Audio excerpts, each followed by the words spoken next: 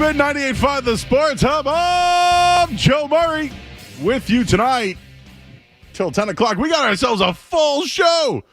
We were here all last night. Myself, Skaz, we were here from 6 to midnight. Got some rest today. Heard some reaction from others regarding the Celtics last night. And I'm just going to bring facts and stats to the table tonight. That's what we do here on the night show. And the phone number, 617-779-0985. We're also on YouTube. Go check us out there.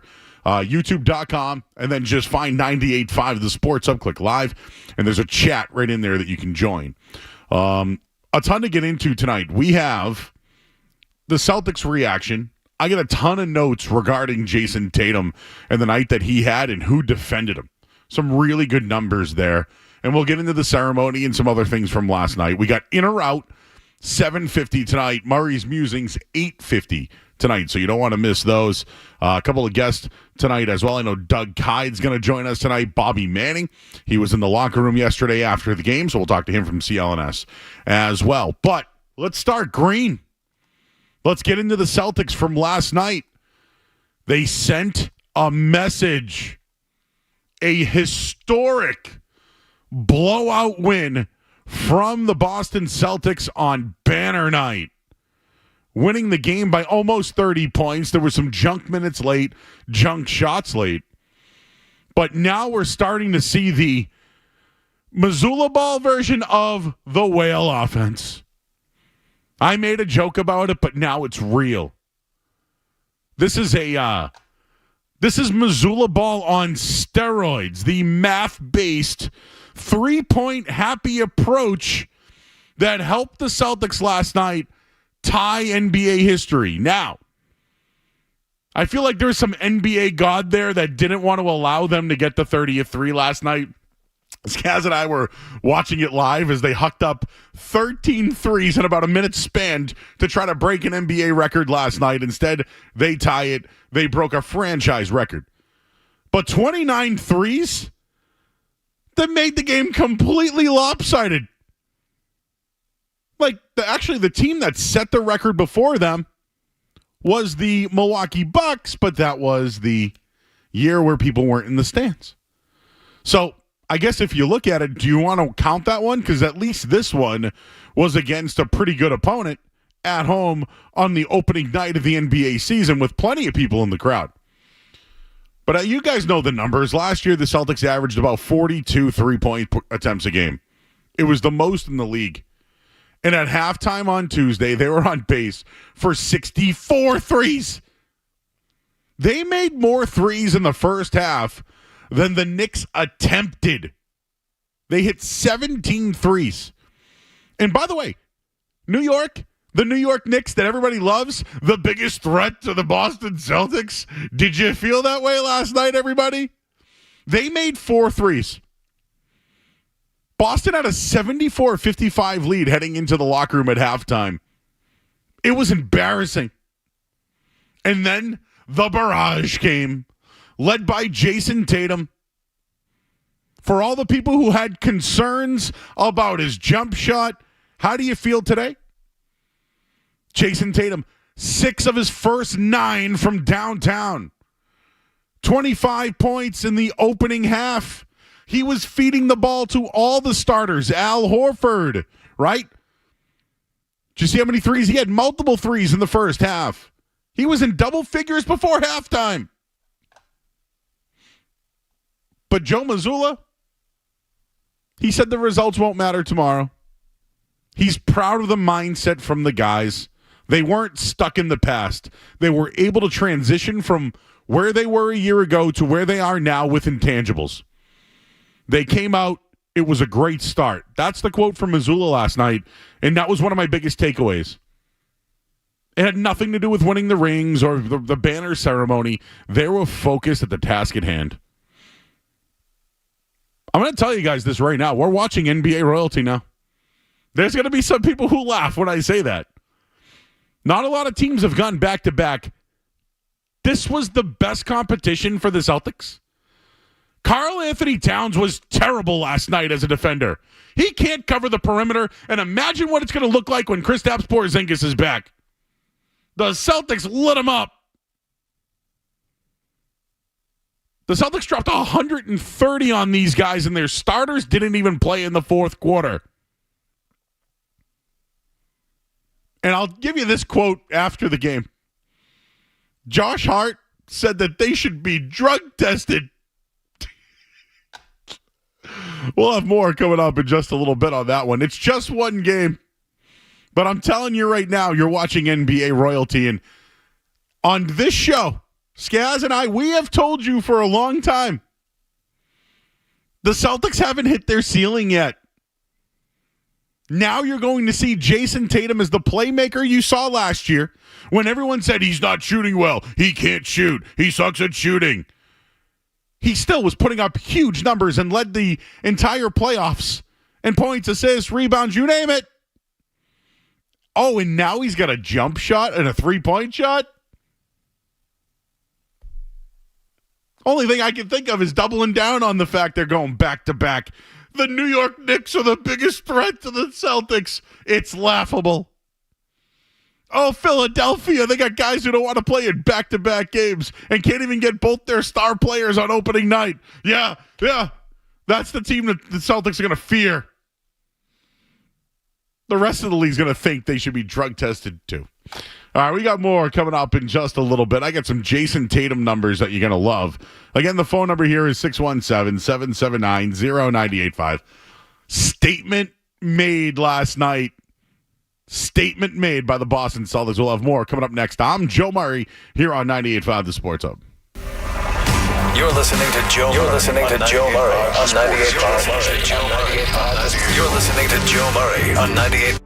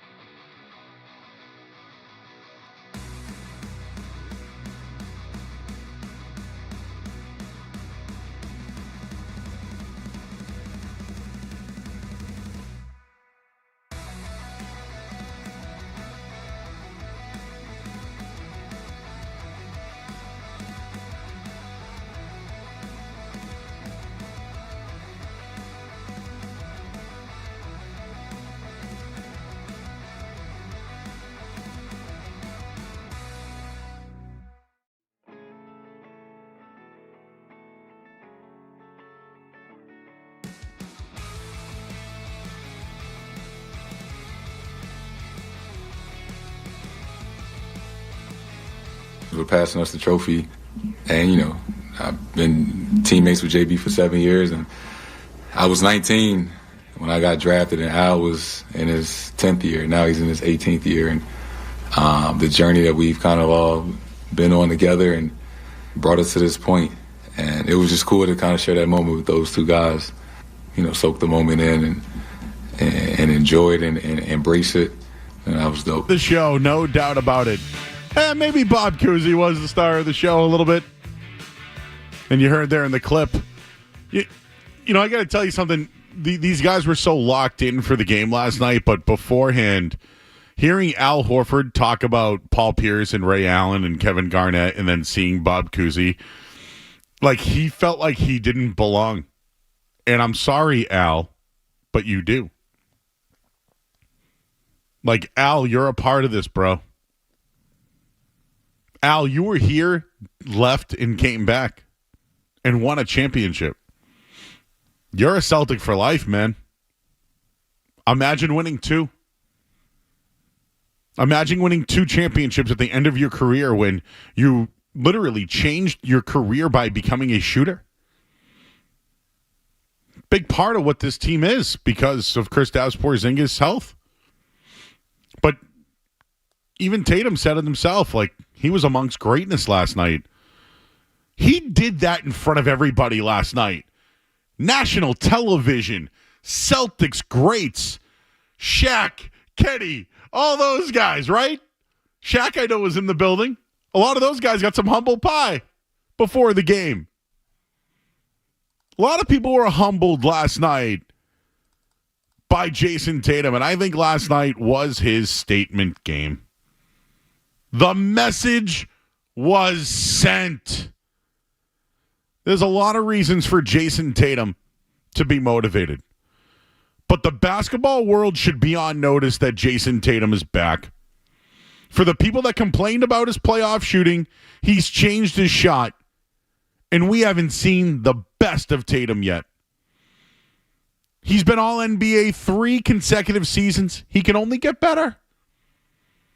He made a statement opening night, literally talking to the TD Garden crowd with the quote, "Let's do it again," to cheers. Tatum went on to lead the Celtics in scoring, assists, three-pointers made. Just another night at the office for Jason Tatum. He clearly looked like the best player on the floor for a team that won by 23 points against a team that was considered to be their toughest opponent in the New York Knicks.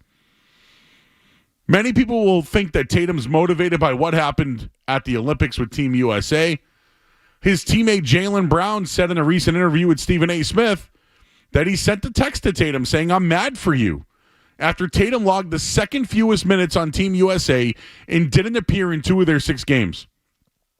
And I'm sure when the Warriors and Steve Kerr come to town on November 6th, it'll be another chance for Tatum and the Celtics to send a message. I know Stephen A. Smith today said what Steve Kerr did to Jason Tatum in the Olympics, it's not a good thing. You might have poked the bear. The Celtics bludgeoned the Knicks. At least that's what Sean Grandy said after the game last night. Mentioned they tied an NBA record for threes. They broke a franchise record for threes. But Tatum was awesome early on. He finished with 37, 10, 4, 1, and 1. He had 1 turnover on the night in 30 minutes. He went 14 of 18 from the field and 8 of 11 from 3.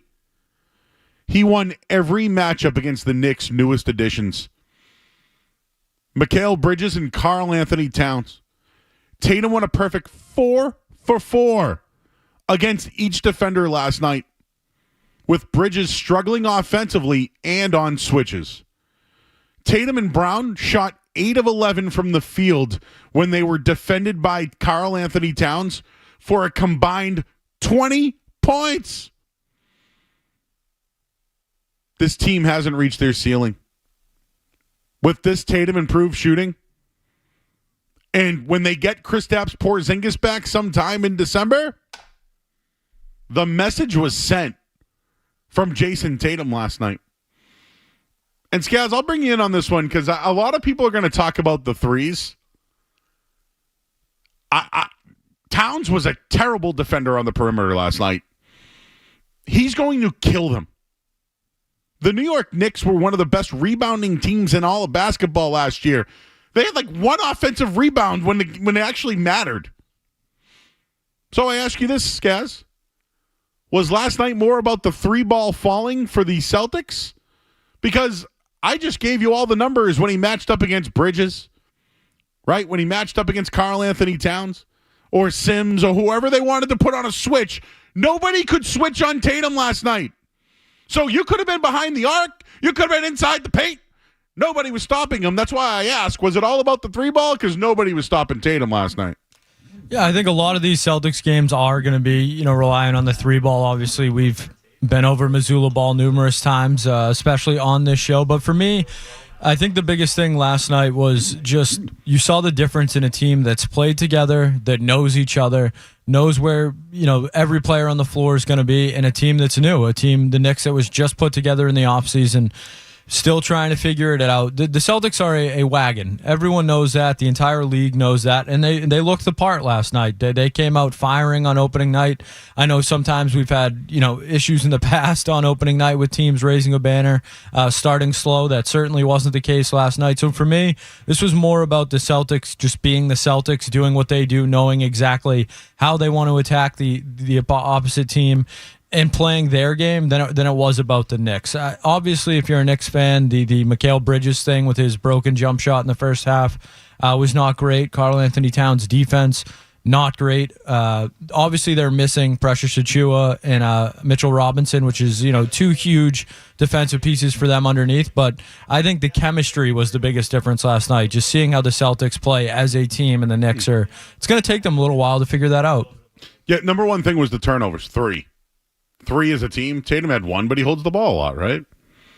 Turnovers, having 3 turnovers in that kind of effort, I think only happened 3 times. I think I saw a stat that for a team to hit 23s, 30 assists, and they're the only team to do that. Just wild stats from last night's game. That was a message sent. And that's the best the Eastern Conference has to offer? Let's hear from you guys at 617-779-0985. We are here tonight until 10 o'clock. We'll do some Patriot stuff coming up in a little bit, but Celtics are on the table. This is the place to do it. And here's the other thing. If you don't like what the Celtics are doing, I want to hear it. I just want to know, what didn't you like? Just what didn't you like? Because I'm waiting for a narrative, Did they make a mockery of the game? Could they have won without taking a 3 last night? They only scored 45 points if you take the 3s out of it, Is that enough to win this league? I don't know. Start with Tom. He's in Boston. What's up, Tom? Joe, let me get your thoughts. What do you think about them giving the ball to Pritchard for that half-court shot? He's a specialist. That's what you do. I mean, you don't think it's a little gimmicky? Like the point that he's so good from that far away? Well, don't you want to give the guy who's so good from so far away that opportunity as a gimmick? No. So did you? I don't. I don't like it. What do you like? Well, I like balanced basketball. I'm 46, so I like a little bit. I know the game's changed a lot, so I don't like the present day NBA as it is. I don't like all the fouls. I don't like all the 3-point shots. Yeah. Hey, Tom, so I'm 42. I played high school ball. I was 6'3", so at the next level I would have been a guard. That wouldn't have happened. You know what I mean? I was a big man. But those days are over, bro. I know. The 2-3 zone and the diamond press. Those days are gone, man. I try to watch. I get through a game, but I find myself yelling at the TV. You know what you'd constantly. like? You know what you'd seriously like? I'm being serious. You'd love the WNBA. Yeah. No, I've tried to go to game. I went to Caitlin Clark's game down in Mohegan 3 weeks ago. So, and what do you have now, Tom? What do you like? I'm a hockey fan mostly. Okay. Actually. Okay. So you like hockey? I love hockey and football. Okay. Baseball and basketball can kind of leave, but I tried to get back into the Celtics, and it's not just the Celtics. It's all basketball. It's just I don't like. Thank you. Sorry, Tom. I mean, Skaz, I think I did this last night. You have the worst team in the league in football. You have the best team in the planet. Joe, I'm sorry, but do they pass the ball in the NFL? Yeah, they do. Is the NFL a more offensive league than it was, say, I don't know, even more 5-10 years ago? Yeah. Is it catered to the offense? Absolutely. Are there a ton of flags in the NFL? Lots. Especially when it comes to protecting the quarterback and stuff like that? Yeah. No issues with that. No one's got a problem with that. Not Tom. Not Tom. Peyton Pritchard, pretty good at the half-court heave? It's pretty good at half-court heave. It's fast. You'd rather them just eat that. Just take the 10 seconds, listen, don't shoot. In the G League, it's not going to count against your field goal percentage. I don't care if it counts or not. It's disrespectful to basketball if you're not taking that shot at the end of the half. You're damn right. You're too worried about your field goal percentage or whatever. That's just, I don't like to call a call dumb, but that was a very dumb call. He just didn't like the gimmick. Not a gimmick. Hey, listen, in wrestling, I can understand if you don't like gimmicks, right? This isn't wrestling. It's basketball. By the way, is shooting the three a gimmick? Are the Celtics a gimmick offense? Is it a gimmick to score a touchdown, Joe, because they're worth more than field goals? It's kind of gimmicky. No. You could just kick a field goal whenever you wanted. That's Get inside the 30, you just kick the field goal. Every time you got near the red zone, you could just kick field goals. It's gimmicky to get a touchdown, Too gimmicky. Though. Yeah. I agree. We got somebody in Shrewsbury. Hello, sir. Ma'am. Hello. Hey, what's going on? What's your name, bud? It's Bucky. Hey, Bucky. How you doing? Doing well. Hold on, let me take you off my headset here. How you feeling today? What'd you eat? Hey, I'm doing all right. I kind of got a couple points here. I want to talk about what you just said about the whole gimmick thing. Okay. As far as the three-pointer being a gimmick, when they introduced the pass into football, there used to not be forward passes. And then all of a sudden you could do it. And then there were teams that could do it really well. So it makes no sense to crap on the teams that can do it well if they're progressing the game forward into a different type of game, which I think is what is happening. So if you're going to be shooting 50% from three-point, why wouldn't you shoot that many three-pointers? Oh, it's called math. Yeah, I mean, and sometimes it works out. Sometimes you have a good shooting night. Sometimes you don't. So what you're saying is, if you can shoot 50%, you might as well take as many as you can? These guys are so good at shooting. Why wouldn't you get more points from every shot you take? Huh. That seems pretty standard issue to me. Yeah. You know, there's some people who don't understand that. You know that? Yeah. I mean, it's not going to work out every night because obviously there's bad night shooting. So is that playing the percentages then? Like, what's the math on every night that happening? I mean, last night was. Is it more as far probable? as we know, is it at more this probable? point, last night was an apparition. Okay. Last night it was crazy. Okay. Do you know that they did this in the preseason, right? Okay, so can they keep it going? Well, I don't know. I mean, I can only base it off what I've seen already, and looks like. But they should try, right? I mean, I think they should. Yeah. And I'm not even a basketball fan. Okay. What do you like? What's your favorite sport? Hockey, football, baseball. Hockey. All right. Cool. Everyone loves hockey tonight. Everyone loves hockey. What about Pat? What do you like, Pat, in Gloucester? Oh, yeah. Hey, what's up, Joe? Hey. I've never talked to you before. I've seen you around, but I've never actually approached you. You've seen me? I want to talk about what you just talked about. Like, you live and die by the three? Come on. Like, they won the championship because they actually went into the paint. You know what I mean? Like, you got to be a paint team. Last night was great. I mean, yay. They scored 29 threes or whatever it was. You know that tied the NBA record, right? Yeah, amazing. It's funny. My son went to the game last night. He goes to LaSalle. He actually has a radio show that's going on like in a minute.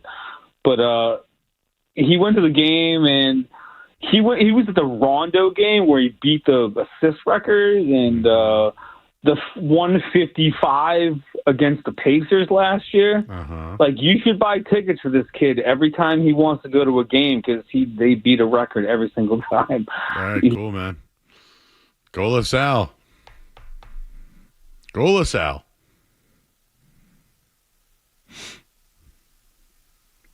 Do people really have problems with what? I thought I was just going to show up and we're just going to troll Felger all day. Like, what's going on here? This wasn't what I expected, Skaz. My expectation was to show up. I think that guy agreed with you, Joe. He wants them shooting threes. Oh, he does. I believe so. Okay, yeah. I think I'm confused. I think you put him in the cul-de-sac there, but I think he was on your side. Oh, okay. But the people are okay with this. And I will just, I know they're all hockey fans. I just want to make sure. Because in hockey, right, if you take more shots, right, wouldn't you score more goals? Well, now we're getting into, high-scoring areas and danger chances and all those things. But, yes. There's no power plays in basketball. No, certainly not. So does it count if it's scored on a power play? Power play, kind of a gimmick. Kind of a gimmicky thing. Power play is a wicked gimmick. Oh, wicked gimmick. Wicked. The home run in baseball or the stolen base. Gimmicks. I thought we were just going to rip into Felger all night. I thought we were just going to show up and crap all over them. How's your math? I thought we were going to have whale sounds and everything tonight. I almost brought the green shooting guns. No one's happy? I shouldn't say this. Don't you want your team to kick everyone's ass? I told you about this, guys. That snow game, I always reference this. The snow game, the Patriots against the who was it at the time? Not the Oilers, but the Titans. The Patriots dropped 50 points in that game. The Titans didn't bring cleats to play in snow. The Patriots just ran the ball up constantly, and I watched every second of the ass kicking. When the Patriots were beating everybody by 20, 30, whatever, we watched every second of it because it was like, yeah, pitchforks. And now the Celtics are doing it on national television, but it's too many threes? I'm very confused. Thank you for agreeing with me, but I don't feel good about it. 617-779-0985. We'll do more of this. Orcas assemble. More on the Celtics, and we'll get into some Patriots stuff as well here on 98.5 The Sports Hub. Sports Hub headlines. All right, Patriots gearing up for their game with the Jets. It's Jets week, and Gerard Mayo went to the press conference today. And, hey, Gerard this and Gerard that. We're on to the Jets. Hey, Gerard, what about you calling the team soft? We're on to the Jets. So I thought that they didn't want to be Bill Belichick. Injury reports out. A bunch of guys did not participate today. Celtics are off tonight. They play in Washington tomorrow. Joel Embiid, well, he's not going to play for Philadelphia, and at the same time, the league is, well, they're going to look into his participation. That's going to be investigated. And the Panthers this week, they're going to start Bryce Young. He's back. Bryce Young is back. What am I doing? Headlines, they are brought to you by the Best Ford. Looking for great deals on a new Ford? Go to the Best first. Best Ford in Nashua. Head to Best Ford. Head to the Best for in Nashua. Head to Best for a... This read, I would just like you to know what this says. Best Ford in Nashua. Head to Best for of a Nashua. Head to bestfordofnashua.com. Who wrote this? I'm Joe Murray. More Joe Murray coming up on the Sports Hub.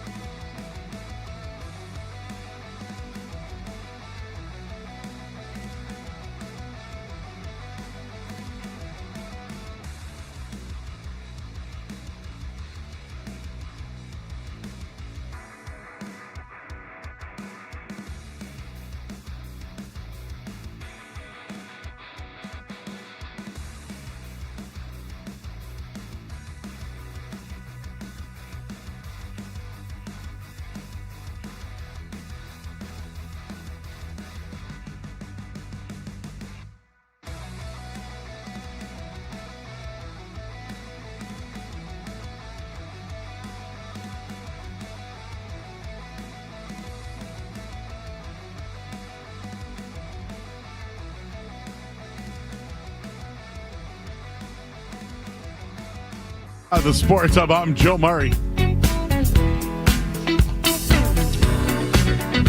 Orcas unite. The 3-ball will be a fallen. I mean, when you shoot at 50%, it's pretty good. I know they didn't shoot it as well in the finals, but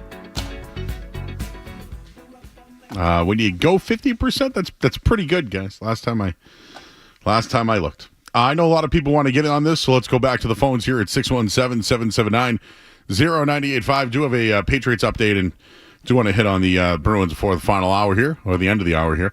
Let's talk to Joe. He's in Brockton. What's going on, Joe? You're on the Sports Hub. Joe Skaz, I love the show. I love your Celtics coverage. And anyone who doesn't think that this is positive for the Celtics, it doesn't know winning basketball. You can compare it to what the Golden State Warriors did in the 2010s. They only had 2, 3, maybe 4 guys that could hit the three. This whole team can shoot. The whole team can shoot. You saw it last night. If you can, great. If you get to that point in the ball game where it's not working out, you know we have an inside game, and someone else is going to be hot off the bench. It doesn't matter. It's so brilliantly simple to do this. Joe has it right, Joe Mazzulla.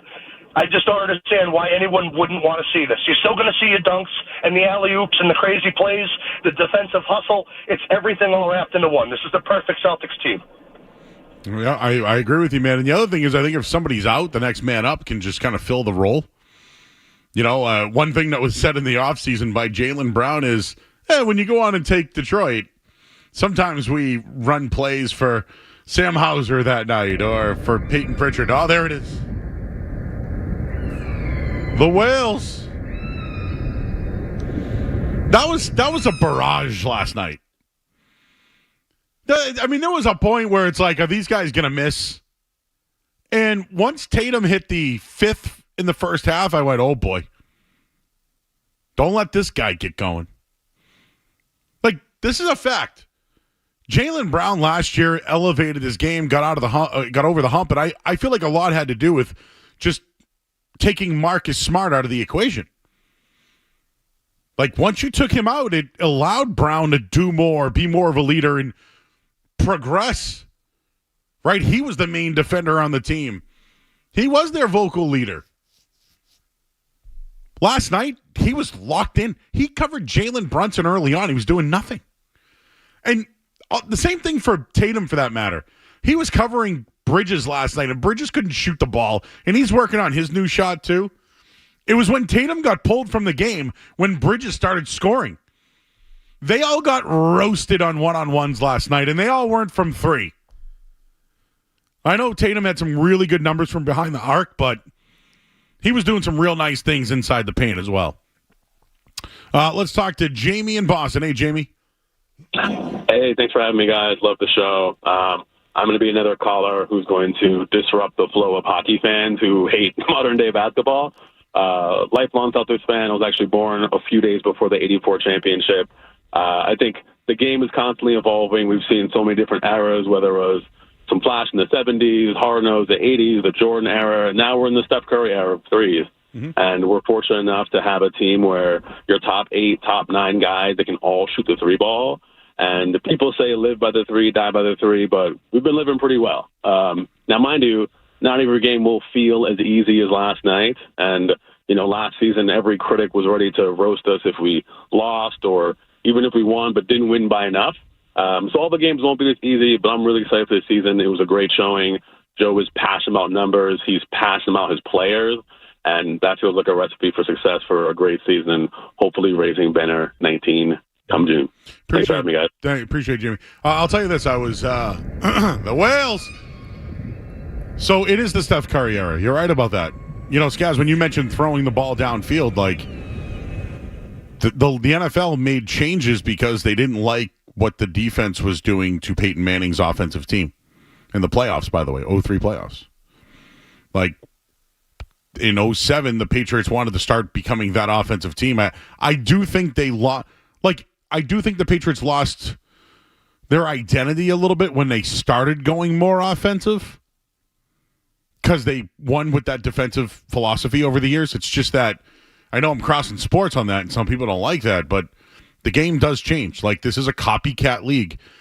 I wanted to bring up this story. My buddy's kid, he's a freshman in high school, right? And I'm just taking shots with him. And everything he wanted to do was from 3. Great shot. He's got a nice little shot. And I said, hey, man, when you get to the ball, how come you don't pump fake first? He goes, what do you mean? I go, every time someone passes you the ball, you should up fake. Every time you pass the ball, you should cut. No? He's like, I don't know what you mean. So, like, that's my generation. Catholic Suburban League champions to 1999, Trinity Catholic. Okay? But, yes, every time you get the ball, up fake. So I was showing him that every time he gets the ball, if you up fake, you'll get the guy to jump. But instead of him up faking and going to the hoop, he now up fakes, dribbles right, and then shoots a wide open 3. So he looks at it as, wow, I can actually get a wide open 3 over a covered 3. And I go, no, you got 2 options. You can drive to the hole or get. This is where we're at now. This is what they're teaching the kids. This is going to happen for the next Cooper Flag, everybody. You might see him dunk every once in a while, but I bet you he shoots the 3 too. This is what it is now, Skaz. And Joe, just to clarify, I heard a lot of 07 Patriots talk earlier today. So I believe you are allowed to cross sports, but only if it fits your agenda. Oh. So you just got to make sure. There's some parameters there, but I believe it's allowed in special circumstances. It is allowed on this show. Oh, and on this show, absolutely. Pretty much, there's no real moral high ground. There's some things you can't say. But for the most part, no real moral high ground. But crossing sports you can do. But yeah. There was a lot going on back then, Skaz. We were doing shows. This was when I first got into radio. We were doing shows at 1510 about running up the score. I'm embarrassed. That's the kind of content you were getting from Joey Murr back in the day on the Sports Blast. The Patriots are too mean. The Patriots are running up the score too much on team. They're making it a gimmick, Joe. They would just run. I can't believe I did those shows. That really happened. I know. Because this is what I mean. What's the narrative now? It's too many? The narrative back then, too many points? People are creating narratives for the best team in the NBA. Who won last night? They could have won by 50 if they wanted to. But they laid off the gas. And then they all put their rings on with the final 13 shots of the game and wanted to shoot with their rings to see how it went to break a record. Let's talk to Patrick. He's in Weymouth. Hi, Patrick. Hey, Joe. Quick question for you. The Celtics win 82-80 against the Wizards on Thursday. Does that count less of a win than if they win 130-109? Like, what's a gimmick is these fans pretending that they care about anything other than a win. It doesn't matter how you get it done. Win the game, and we're all going to be happy. Like, yeah, we might want specific statistical performances or styles or whatever.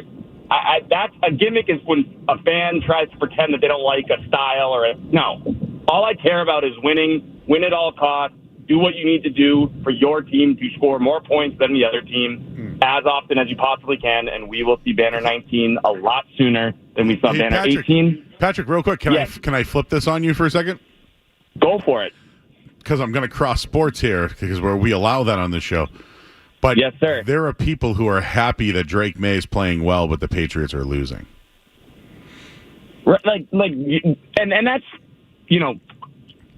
great for the kid, great for maybe the future of the team. You can take a piece of that, but I'm not a happy Patriots fan when we're 1-7. I don't care how well anyone plays. I agree with you, but that's what I'm trying to say is, yes, if they do win 84-80 against the Wizards, I won't care because they found a different way to win the game. Me too. I'm on the same page as you. And last thing before I drop is I love Joe Mazzulla. I think he is the most authentic coach that Boston has seen in quite some time, and he is not a gimmick. He is who he is. I listened to him today on Beadle and Zolak.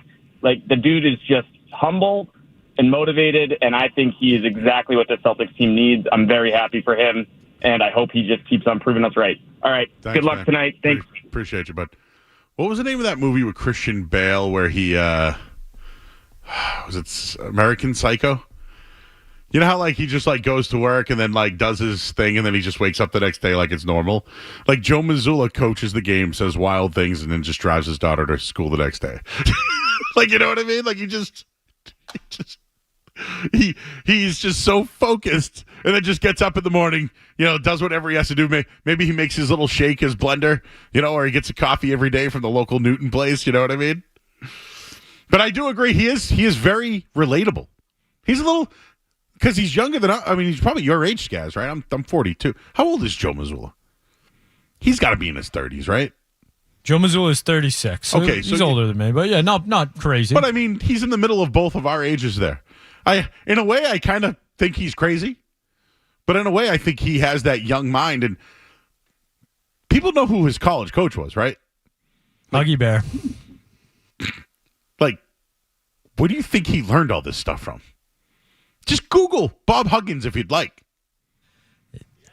Those West Virginia teams ran and then ran some more. Bob Huggins would then go out and party with the girls. And party with the... Never mind. I'm going to break. I'm Joe Murray here on 98.5 The Sports Hub. Don't go anywhere. There's more Joe Murray. On the way.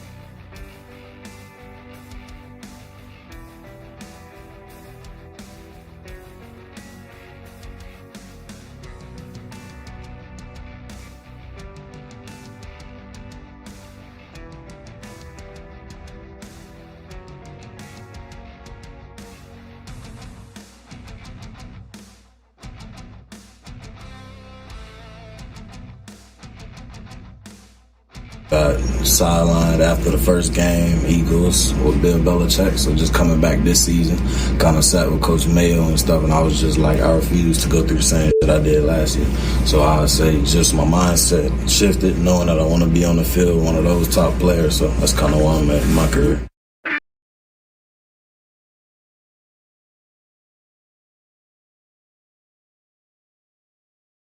All right, back here 98.5 The Sports Hub. I'm Joe Murray.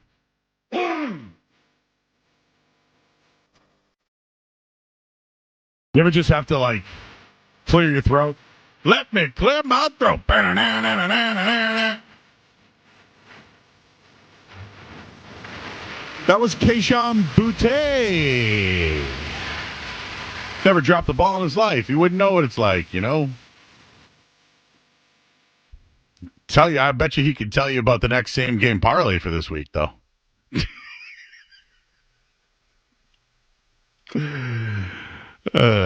Sorry, Keishan. You've been doing pretty well for yourself. Man, the quotes at camp this week, it's been wild. It's been wild. First off, you get Gerard Mayo calling everybody soft. Bunch of players agreed. Some didn't. Some say some are freelancing. I mean, there's a lot going on there. Yesterday they were off. Of course, Bill Belichick had to get in there. Those are my guys. I feel bad for them. Those guys aren't soft. I agree. I like what Devin McCourty had to say. Hey, Gerard, not cool, man. It starts somewhere, and it starts with you. It's a fact. It does. It does. But some of these quotes today, like, I feel like there's one developing leader, and it's Drake May. Like, Drake May's trying to help Jalen Polk, right? He's sending him Bible verses, which, you know, guys, that's what I want. When I'm down, I want you to just send me a John 3:17 quote. That would really, you know, that would be some inspiration. You're more of an Austin 3:16 guy. Yeah. I think I would appreciate that one a little bit more. But, like, what is going on there? It's, you know, David Andrews, I think they're missing. If you're a player, it should piss you off, was his quote. It pissed me off, and I'm not even playing, said Andrews regarding the soft. This soft thing ain't going away, everybody. It's not going away. Told you, growing up. Down at the playground, playing on your team, high school, next level, you name it. Someone calls you a wussy, or if the coach calls you a wussy, woohoo. So, I'm curious what Mayo's going to do about it this week. Because it's not the X's and O's, he says. Sure, personnel's an issue. Sure. Okay, fine. How about you call the plays on defense, Gerard? How about you start taking a little bit more on? He talked about today all the different channels that he talks to. Guys, I don't even know if, like, we should be upset about the offense anymore. Because as much as I crush Alex Van Pelt on a weekly basis, they have bigger problems than Van Pelt right now. And in a way, has Van Pelt helped Drake May through 2 weeks? I guess so. I think we should be upset about everything, Joe, when it comes to the Patriots. It's been a disaster. And this week is maybe the worst of them all so far. When you just look at all the quotes and stuff coming out of Foxborough, this is every sure sign of a dysfunctional franchise. Never mind the team. The franchise is dysfunctional at this point. When you're getting this many quotes and Instagram posts and Snapchats and all that stuff where everything is clearly not being taken care of in-house, this is a surefire sign of a bad team that is lacking leadership. And you mentioned McCourty's comments on it, and you mentioned David Andrews' comments on it. And those are two guys who I'd say were in good locker rooms on good teams for the vast, vast majority of their careers. They didn't have issues like this. There was always a Bill Belichick or a Tom Brady on those teams for the most part. Obviously, David Andrews is still here. He went through the Mac Jones thing. He went through the Cam Newton thing. But that was with Bill Belichick. Mm-hmm. So we mentioned the Patriots guys giving quotes. There was one today from J.J. Watt on the Pat McAfee show. Yeah. Now, J.J. Watt knows a thing or two about being on, unfortunately for him, bad football teams that lacked leadership at the top. So I would just like you to listen to what J.J. Watt had to say on Gerard Mayo's comments. What happens if your team says we're soft? That is a tough. It was, wasn't it? And then to have Belichick come out and be like, "No, they're not. I literally was there last year. I know these guys." I mean, but I thought Belichick handpicked Rob Mayo as his guy, and then to see him come over the top and say, It's crap. No, I don't know if Belichick was handpicking anything. No. But he was Coach Belichick. They called him Gerard Belichick because of how close his relationship was with Coach Belichick whenever he was playing there, I think. And it was in his contract. That's why he was able to be hired 3 days after Belichick was let go because... So it was already approved that he was going to be the guy. The guy who made the contracts was Bill Belichick. Okay. It's tough to walk into the team meeting on Monday after you do that post game. You better know 100% sure the type of team you have and the way they respond to things, and you better know that statement you made is going to get them to work harder as opposed to shut down. I don't know if I've been in many locker rooms where that, in the NFL, in today's NFL, where that is going to make guys work harder. I think that is one where they turn on you. Yep. Listen, that's J.J. Watt, a Hall of Famer. I'm just some guy on the radio.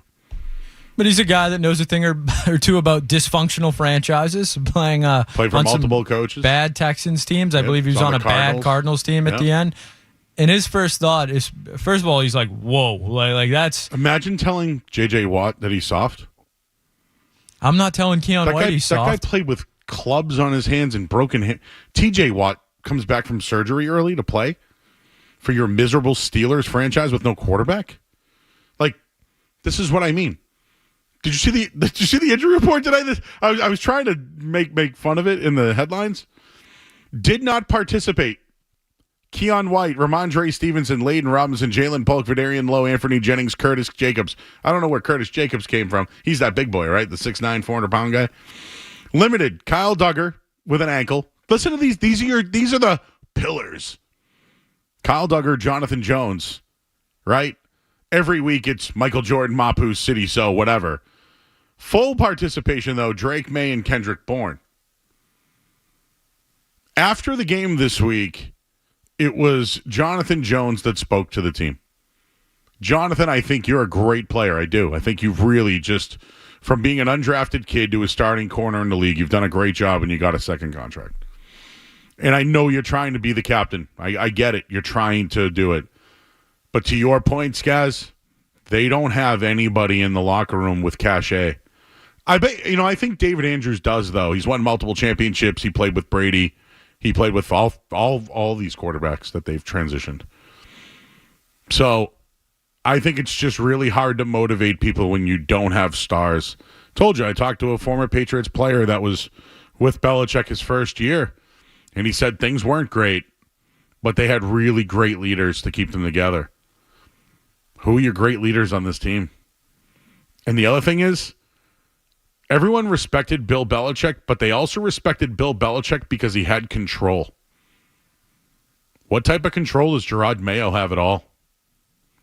For a guy with no control calling people soft, I actually think the Jets are going to whoop the Patriots this week. Like it's 7.5. I think they're going to win by 14 or more. I don't even know if I want to break the game down. I think Breece Hall has 1,000 yards. Like, can they stop the run? What are they going to do this week to stop the run? Are you going to run a 6-2 defense? Like, what are you going to do this week? Are they going to have a better middle linebacker? Are they going to run the gaps? What are they going to do this week to stop the run? Because then you'll get play actioned by a guy who can't really throw the ball 20 yards anymore. I wanted to see that injury report, and now I know who's on there. Kyle Duggar dealing with an ankle constantly. Jonathan Jones in his shoulder, right? Christian Gonzalez still dealing with his shoulder. Christian Gonzalez isn't having the year that people thought because he has to play in the running game. That's why. Let's take a couple of calls. Hey, it's Justin and Lynn. Justin! Hey, Joe, I just want to tell you that I was very impressed with the way the Celtics played last night. They were dominating, and they played good defense, and they played a good all-around game last night. I was impressed. Me too, man. What was your favorite part? My favorite part was just how they, in the first half, they shot a franchise record 17 threes in total threes last want to say 29 for the game.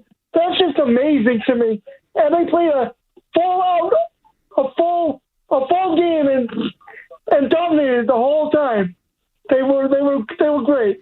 It was a barrage, Justin. It was a barrage. Thanks, bro. It was a barrage, Joe. Appreciate you, man. Hey, who do you like in the World Series? The Dodgers. All right, buddy. Thank you, man. Big baseball fan. Keith is in Florida. Hi, Keith.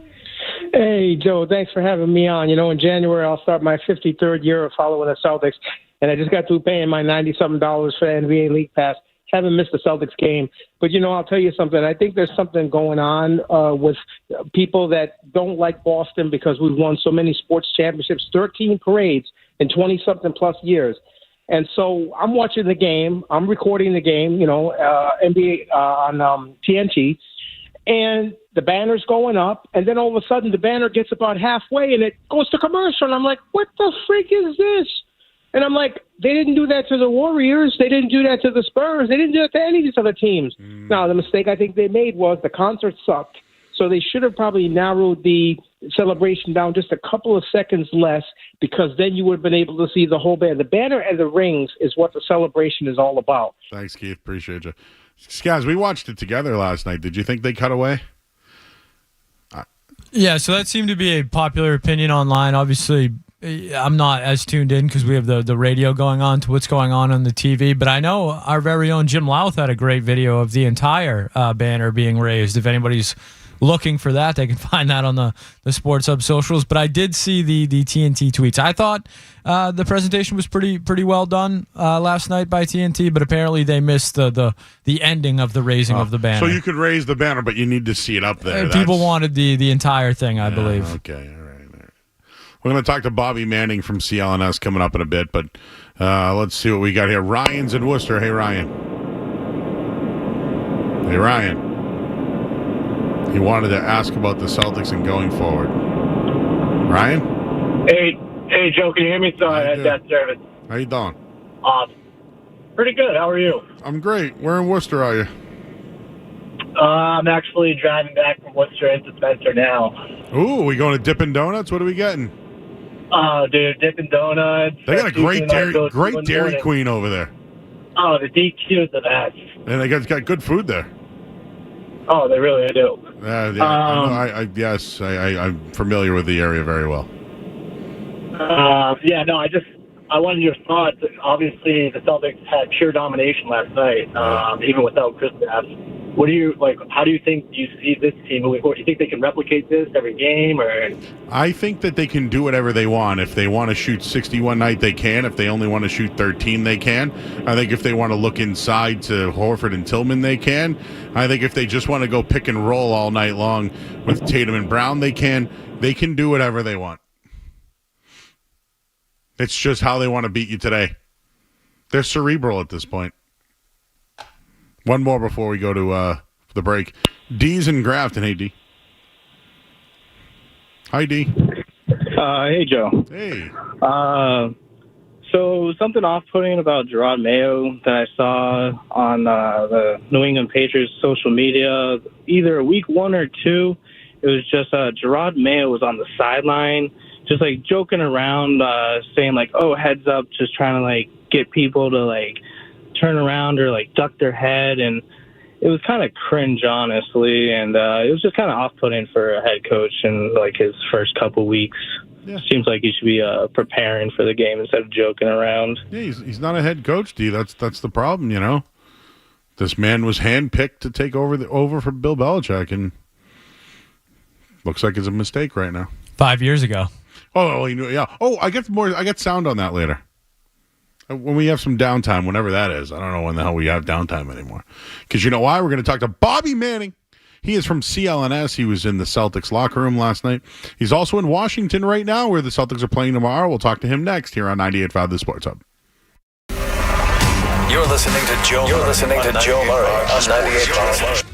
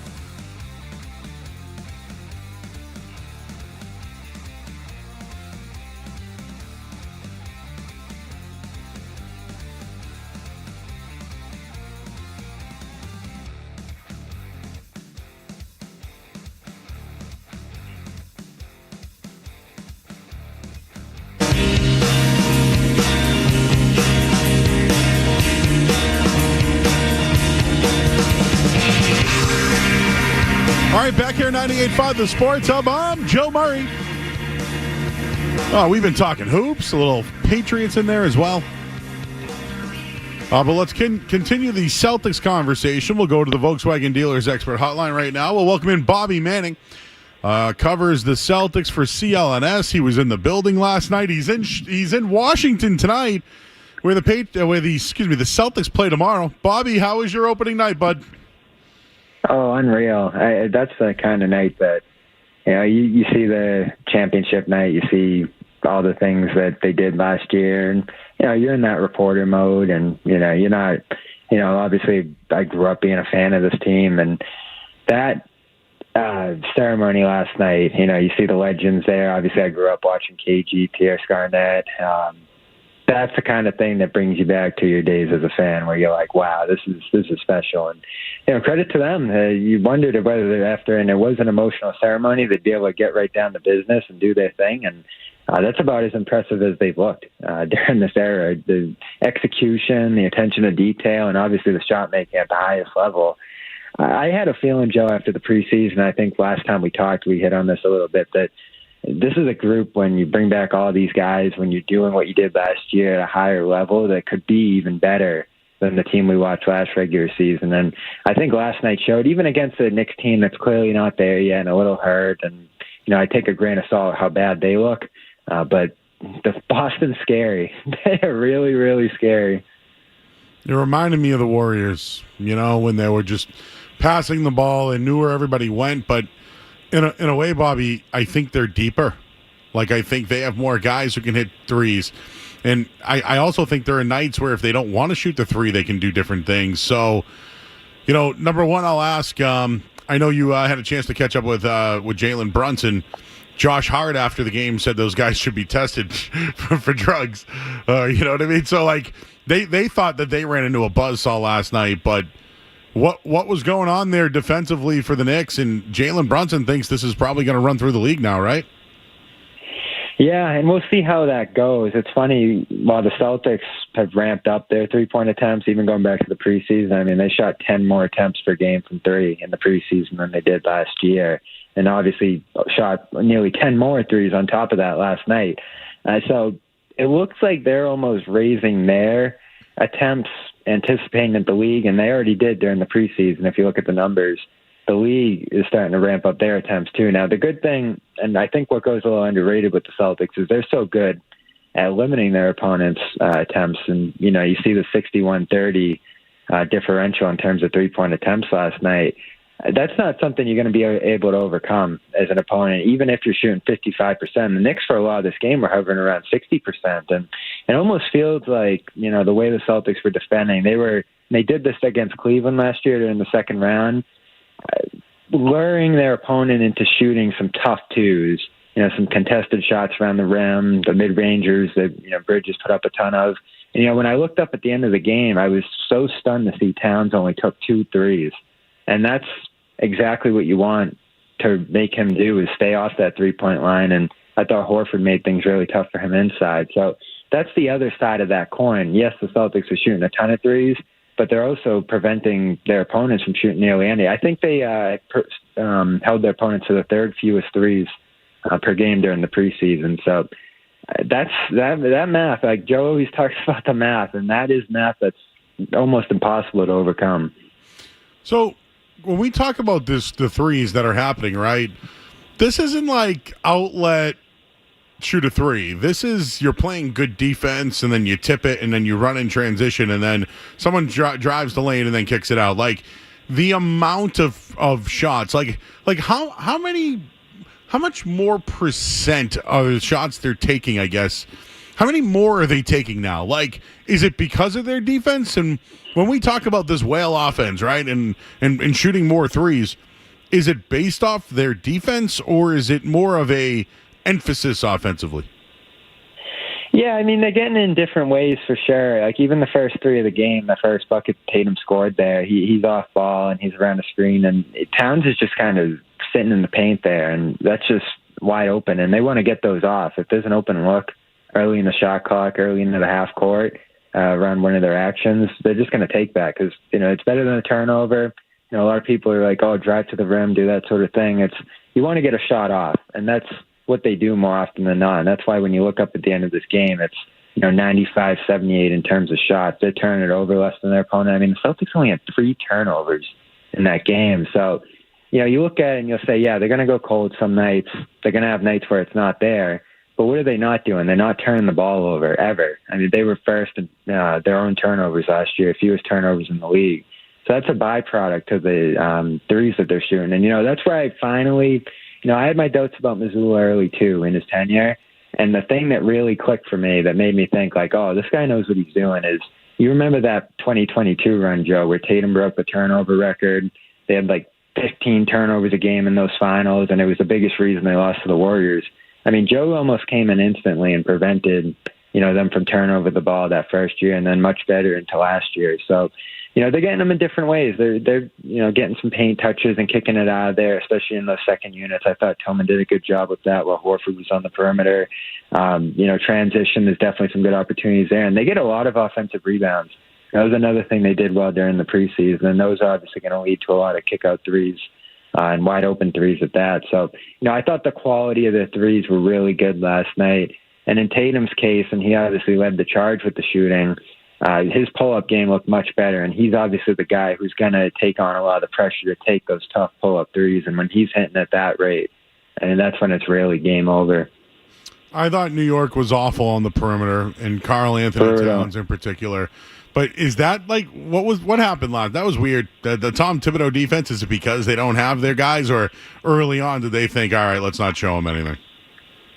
I don't know what happened there. Again, going back and watching that film, it was weird how often Towns dropped. You think you'd want to use him switching a little more, get him out, so you're not giving up those open threes off the bounce. And maybe they looked at it numbers-wise going back last year. Tatum obviously struggled on those shots in the past, and especially in the playoffs last year, and said, if we're going to give up anything to Tatum, it'll be those shots off the bounce. But you can't give him those kind of rhythm jumpers. So I was surprised to see that early, surprised to see him doubling Tatum at different times in this game, and that's what leads to him getting 10 assists there. And I guess it just hammers home how much Tatum's grown. I mean, it's tough to throw a look at him that's going to disrupt him. I do think the double teams, the traps in the past would have caused him to turn the ball over, or just over dribble or bog down the offense, but he's making such quicker decisions now, and I like how he's trusting White in the pocket, Holiday in the pocket, even Cornette when he's out there making some good passes from the free throw line. So he's involving everybody. It felt like everybody was getting touches early in that game, and that stemmed from Tatum, and that's something he's going to have to be consistent with. He talked about that after the game. We got to do this over and over and over again here, and he reached that point as a playmaker last postseason where he was just making great plays over and over again. And I don't know, can we see him get up to 5 assists per game, 6 assists per game like we saw from him in the playoffs? That would be great for his game, because I think it just makes him that much harder to guard. I don't think you can double team him anymore. It just makes it too easy. There was one play midway through the game where they threw a double right off Pritchard in the corner. I know Pritchard didn't have a great game, but Tatum just threw it right over to Pritchard, and Pritchard hit his only 3 of the night. And it's like, you're just leaving him wide open, but they tried a bunch of different things against the Celtics, and none of it worked. So we're talking to Bobby Manning. He's from CLNS in Washington. They play them tomorrow, the Wizards. Obviously, you get New York opening night and win by 23. What's the expectation? What should be the expectation? And I ask because, Jaylen Brown said in a sit down over the summer, when we play Detroit or these other teams, we'll feature Sam Hauser, or we'll feature somebody else. Will they continue the 3-point onslaught, or do you think will they rest anybody? How do you think they'll approach tomorrow night? Well, Hauser's on the injury report with a back thing, so I don't know if he'll go or not. We'll see. And everybody else looks like they're good to go for this one. You don't want to get caught off guard by a team like Washington after playing New York. Obviously, your senses are heightened for that game. It's a big matchup, and now it's onto a team that's all rookies and second-year guys and a couple of veterans here or there. I do think Washington could keep it close early. But again, this is just the kind of game that you should be able to breeze through. Get some of those younger, or the bench guys rather, extra minutes there. I didn't watch a ton of them in the preseason. They're just such a different team than they were last year, and they're just such an overhaul mode that I think it can kind of catch you off guard. I know they have a couple of rookies that they're excited about there, including the number 2 pick, Alex Sarr. So I'm interested to see what he looks like. But, you should be levels and levels and levels above this team. And, they're not at the stage of the season yet where they're going to roll the Pritchard, Hauser, Cornette lineup out there to beat teams like this. But that's what they did for a lot of last year, and they should be able to do that again. And obviously they'll come down here again in a month, do the whole White House thing, and continue that championship celebration. So they're going to see this team a couple of times early on. Do you think at all there's a chance that the team may look at maybe considering playing Jason Tatum more? You know how he never wants to come out, right? Yeah, everyone wants to talk about the MVP. I mean, clearly he had an MVP performance last night. Do you think there's a chance that he could go for that this year, considering the long run here, this team, the depth and everything, or do you think there will be nights he wants to rest and the team makes him rest? I think he'll rest probably about the same he did in the past, and it'll depend, right, on what they feel like he needs at that spot and the schedule and all those kind of things. I think he missed like 8 games last year, so maybe some in that ballpark. So he's not going to miss a ton of nights. They're not going to overdo it with that. And I know Brad talked during the summer, as much as you want to rest guys and get them the nights off, you also want them playing a lot and being prepared to play big playoff minutes, later in the year. So that's a balance he strikes pretty well. It's still the best thing about him, I feel like, is how available he is compared to some of the stars in the league. So I think you'll see him pretty good amount this year. Now, they have a back-to-back next week. That's where you get Horford out of there and, do some of the management. I'm sure Holiday's going to need some of that this year. But Brown, Tatum still in that stage of their career, still healthy enough where I think you're going to be playing those guys a lot this year, especially to get through the regular season. But it'll be interesting to see, how Joe in particular handles it because, listening to him and just the way he is, it feels like he wants to go for it in pretty much any game he's going to be a part of. And I'm sure there'll be games where the medical staff and stuff like that pulls guys out because they need it.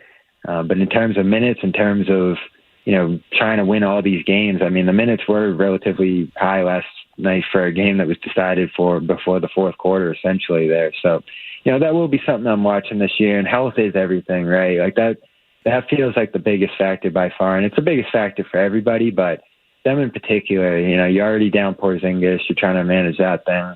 You deal with another injury here, and all of a sudden you're going to some less reliable guys. And that is something that could start to swing what looks like a season that should easily, position them back in that 1 seed and in a really good spot to win the East again. But health is everything. And, that can derail a season. You remember 2009 and what happened there. But luckily they do have some extra depth this time around, all these, returning pieces to help them rest, to help them win games when the guys are sitting out, or if a guy needs to miss a week or two here or there. Yeah, the Celtics won 16 of 19 in the postseason. They just defeated their toughest competition on paper. And, there are some people who think that they shoot too many threes and that it's a gimmick. Those are some of the calls we've been getting tonight, Bobby. I get it stylistically, and I do think there's a conversation to be had about where that's going. Like, I don't know, Joe, do you like watching 63s? I did. Just in a vacuum? that 13 missed shots at the end, I was laughing.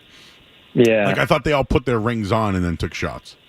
I mean, they're all wearing the rings, right? There's no question the style they play, the game plan, Missoula ball, whatever you want to call it, it works. And it works for them. And specifically, when I asked Joe about that thing you mentioned earlier with Jalen saying that the league's going to try to emulate what Boston does, he was like, yeah, it's great. Teams are going to do the right thing analytically, but we have the personnel to do it. And, when you look across the league and even look at the Knicks last night, trying to keep up with them, it's not as natural for these other teams that don't have as much shooting. So, I think there's a conversation to be had. Like, people have pitched ideas like, do you get rid of the corner 380 and, adjust the line? I know they did that years and years ago. I like where the game's at. I like the competition in the league right now. I like the skill sets that you see, like the physicality. I think they hit the right tone last year when they, clearly reined in the officiating a little bit to cut back on the fouls.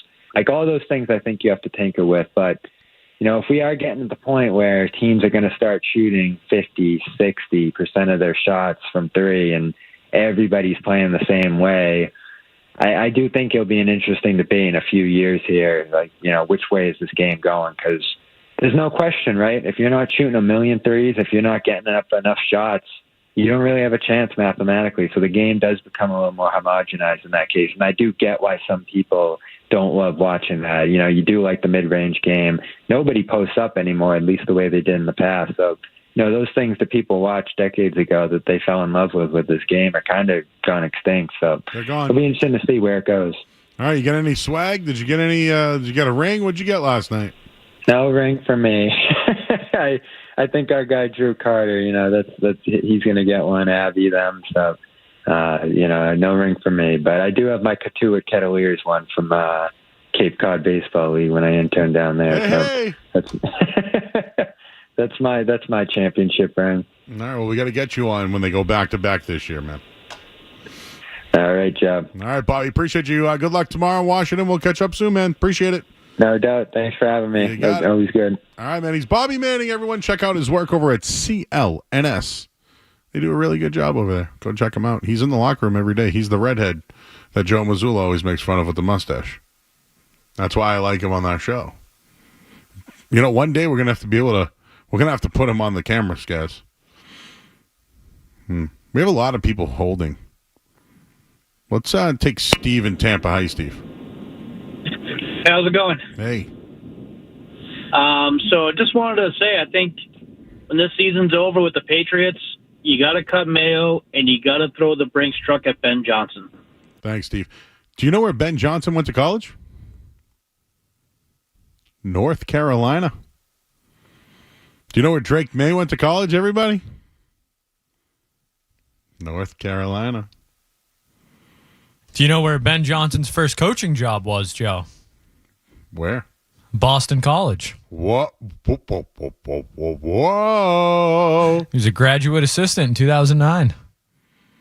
And he became the tight ends coach in 2011.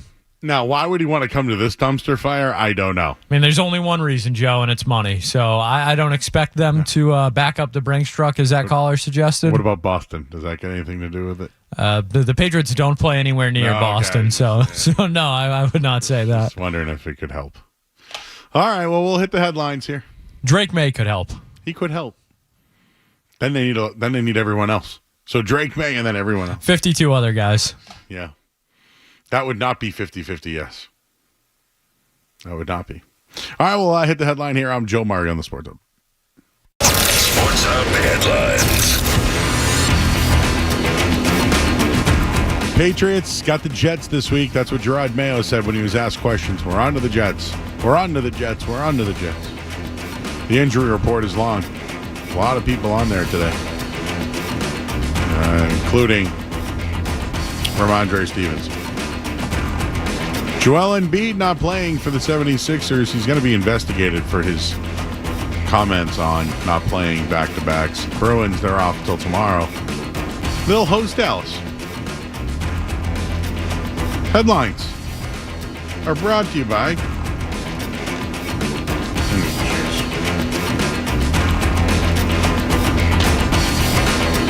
Country Ski Expo, November 7th through 10th in Hanover. Shop the biggest ski and snowboard clearance event in New England. Enjoy free admission, food trucks, and a beer garden.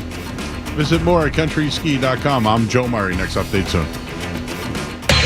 More Joe Murray coming up on the Sports Hub.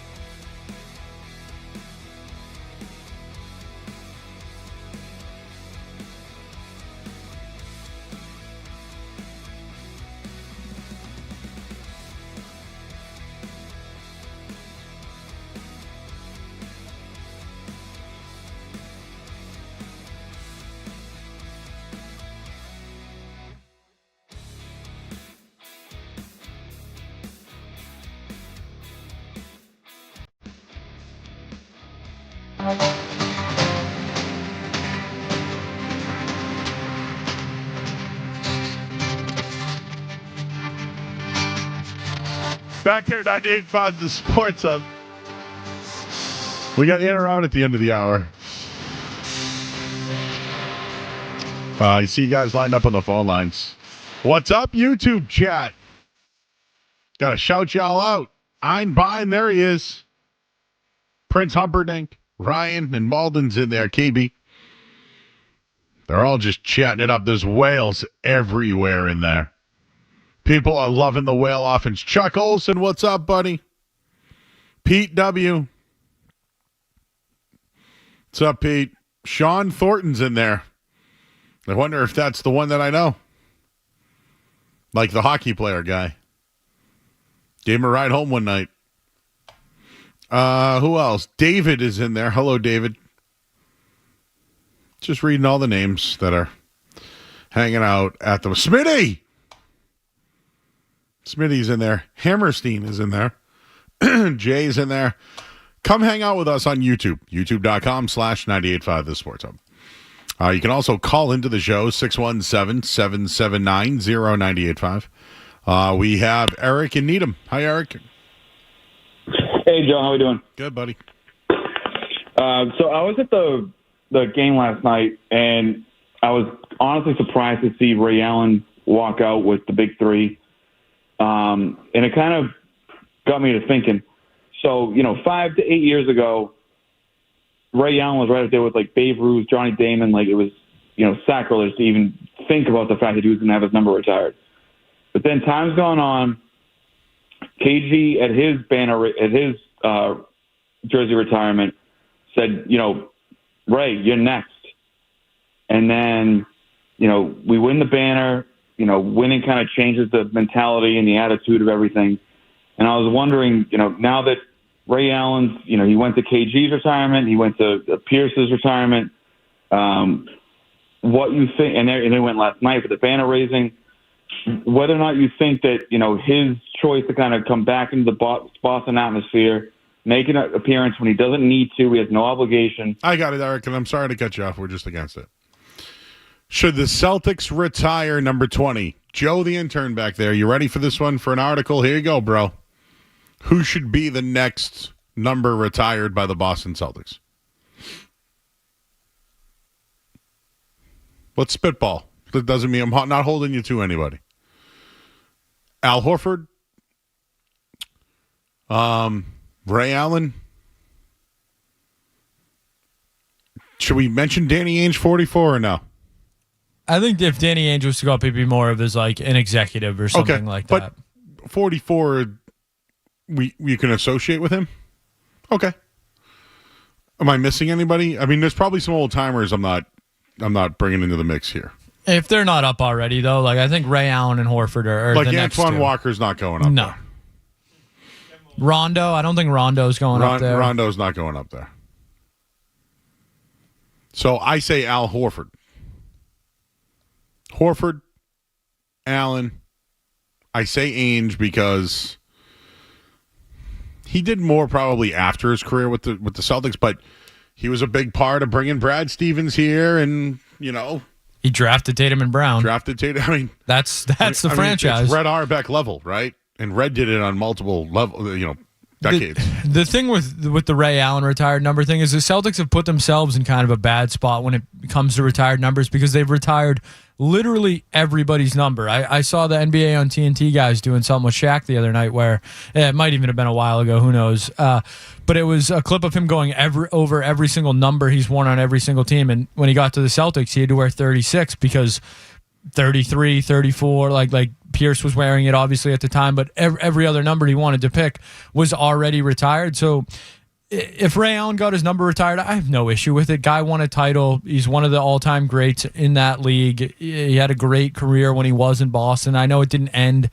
how fans wanted it to end, but he got more money and won a title. I don't fault Ray Allen for that. Like, that's what you do in sports. You take the guaranteed money, and it's not like he went to, a bum team. He went and played with, a guy that people argue is the greatest player of all time. So I get it. Fans are, salty about that. But for the Celtics, they've kind of put themselves in this position because of all the numbers they've already retired. It should be Jason Tatum and Jaylen Brown. Yeah, I think those will be up there without a doubt. I do think Horford's going to go. Here's the other thing. Did Ray Allen already make the Hall of Fame? So he's already in? I would imagine he has to be. Well, yeah, because Pierce... Did he retire after Pierce? I can't remember now. Because Garnett just got in. 2018, it looks like Ray Allen he's in. So he's in. I would say Danny Ainge, Horford, if you needed an answer from me. But it should be Tatum and Brown. Let's take one more. We have Pat in Delaware. Hey, Pat. Hey, how's it going, Joe? Yo. What I was going to say real quick is, of course, Celtics going back-to-back, knock on wood. But what amazing was about last night is people think the Knicks are the second-best team in the East. From that, I mean, terrible perimeter defense. They could not stop them at all. And then Mikal Bridges just looked god-awful from three. I mean, he really screwed up his jump shot. My one thing would be, if you needed to add one player to the Celtics team to make the run complete, who would it be? I'll shut up now. Well, Kristaps Porzingis. You mean not on the team? Do you have one, Skaz? I mean, we're just playing fantasy. I don't think they need anybody. I mean... I was going to say, because he's a scrub. It's an embarrassment of riches, almost. I was going to say a scrub like P.J. Tucker, some guy that's just... Or is there, an old guy that, is still in the league that you feel bad for? Yeah, bring Blake Griffin back. Get him a ring. Now, who else should we feel bad Bring in Tatum's best friend there, Javonte Green. Bring him back. Yeah. What's his other buddy that played there? Giles. Harry Giles. Harry Giles the third. Yeah. Couple dookies. One of those guys. Good to see Emil Jefferson get his ring last night. Another dookie. That's right. Damn right. Damn right. Should we do this at the top of the hour? Should we break now? What should we do? At this point, Joe, might as well take another minute or two. All right. John's in Hampton Beach. John. What's going on, guys? Hi, bud. Thanks for taking my call. I appreciate it. Long-time listener. Stupid subject, but compare the Patriots to Al Pacino with the Any Given Sunday scenario with these, a quarterback that can't play, doesn't know what the hell's going on, but he gets it. He'll get it. And then, all these players that get signed and unfortunately they get hurt. But, man, look at Lawrence Taylor at the end of that game. I just won $1 million. Just can we do that with? Can we figure it out? Maybe next year. I'm sorry. We do it Any Given Sunday versus the Patriots. Any Given Sunday had more talent. LL Cool J could definitely give you more than what the Pats have been giving you at running back of late. One more. Somebody wants to talk to me. Who is this? Hey, can you hear me? Am I there? Yeah. Who are you? Hey, this is Jake driving on the pipe, but no traffic, thank God. What's up, Jake? Nothing much. Real quick, just want to say that I listened to the Green Teamers podcast with Skaz and Jake Stu and absolutely loved it. So, also was saying, too, I never saw Skaz in the flesh, and I was surprised in a good way. Not a bad thing. Yeah, but who's he look like? I don't even know. I just wasn't expecting that at all. I mean, the room was kind of dark and sus looking, but it was definitely good to see him. Yeah, I know. Yeah, we're working on that. Yeah. We have a Grandy cam now. Do you know that? I did not. I absolutely did not. Yeah.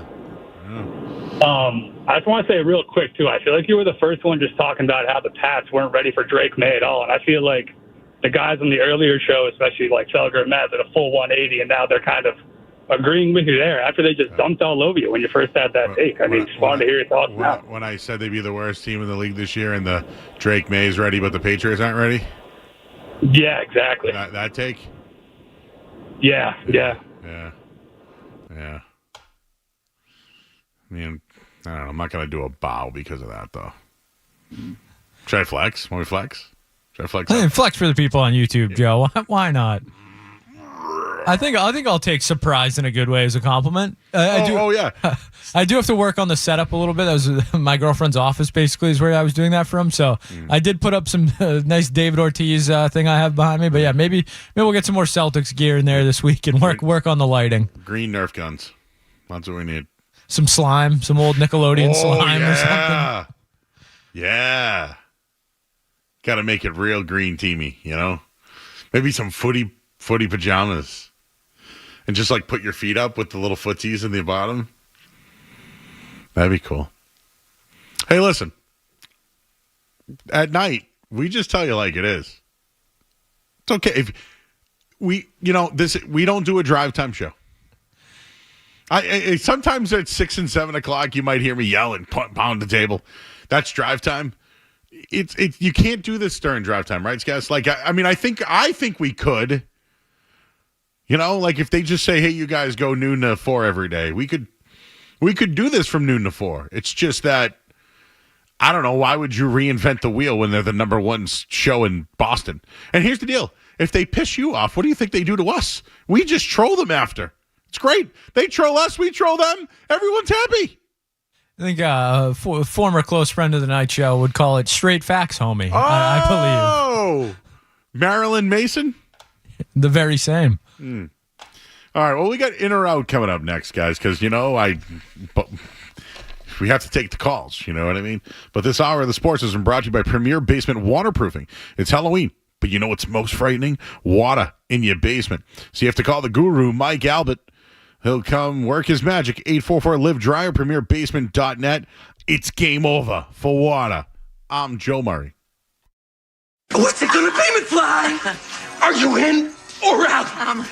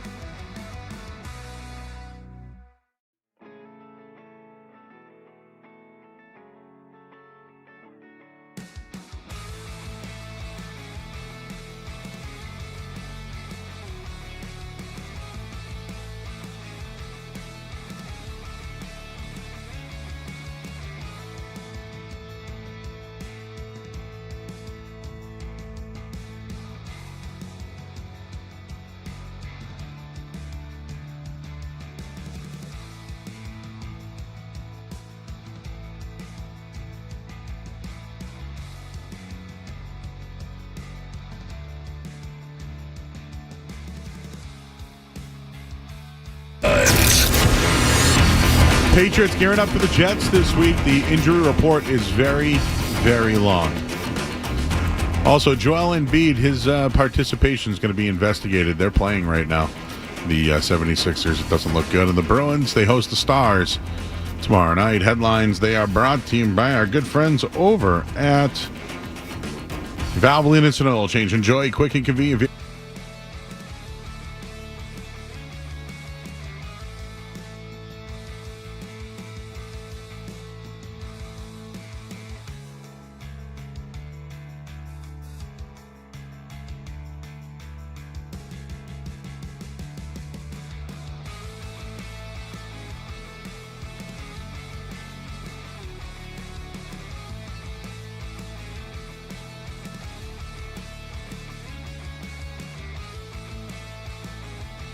Today, KFC is turning heads with a new product. This is called the KFC Cherry Pie Poppers. And Joe, it is a dessert filled with warm cherry pie filling wrapped in a buttery, flaky crust. Joe Murray, are you in or out on the KFC Cherry Pie Poppers? In. How come no one else does a cherry pie popper? Who is the pie popper? You've all heard of the Pied Piper. Oh, this is just the pie popper. So it's basically a cherry pie as a popper. In. I don't drink soda anymore for those that are wondering about this. But, oh yeah. Oh, there's a A&W on Route 44 in Rhode Island, someone's telling me. Smithfield is Smithfield. the only one I'm seeing on the A&W website. There are none in Massachusetts. So people say they're in on the root beer. I love the root beer. Oh, you ever go to a barbecue joint and get root beer? Oh. I want it out of a bottle, too. So I'm in, but I'm out because I don't do soda anymore. Cream soda is just vanilla, I'm being told. Sounds like a 50-50 yes to me, Joe. Yes, 50-50 yes. 50-50 in on that one. All right, Joe. Chris Hemsworth is officially in talks to star as Prince Charming in Disney's live-action Prince Charming movie. Joe Murray, are you in or out on Chris Hemsworth as Prince Charming?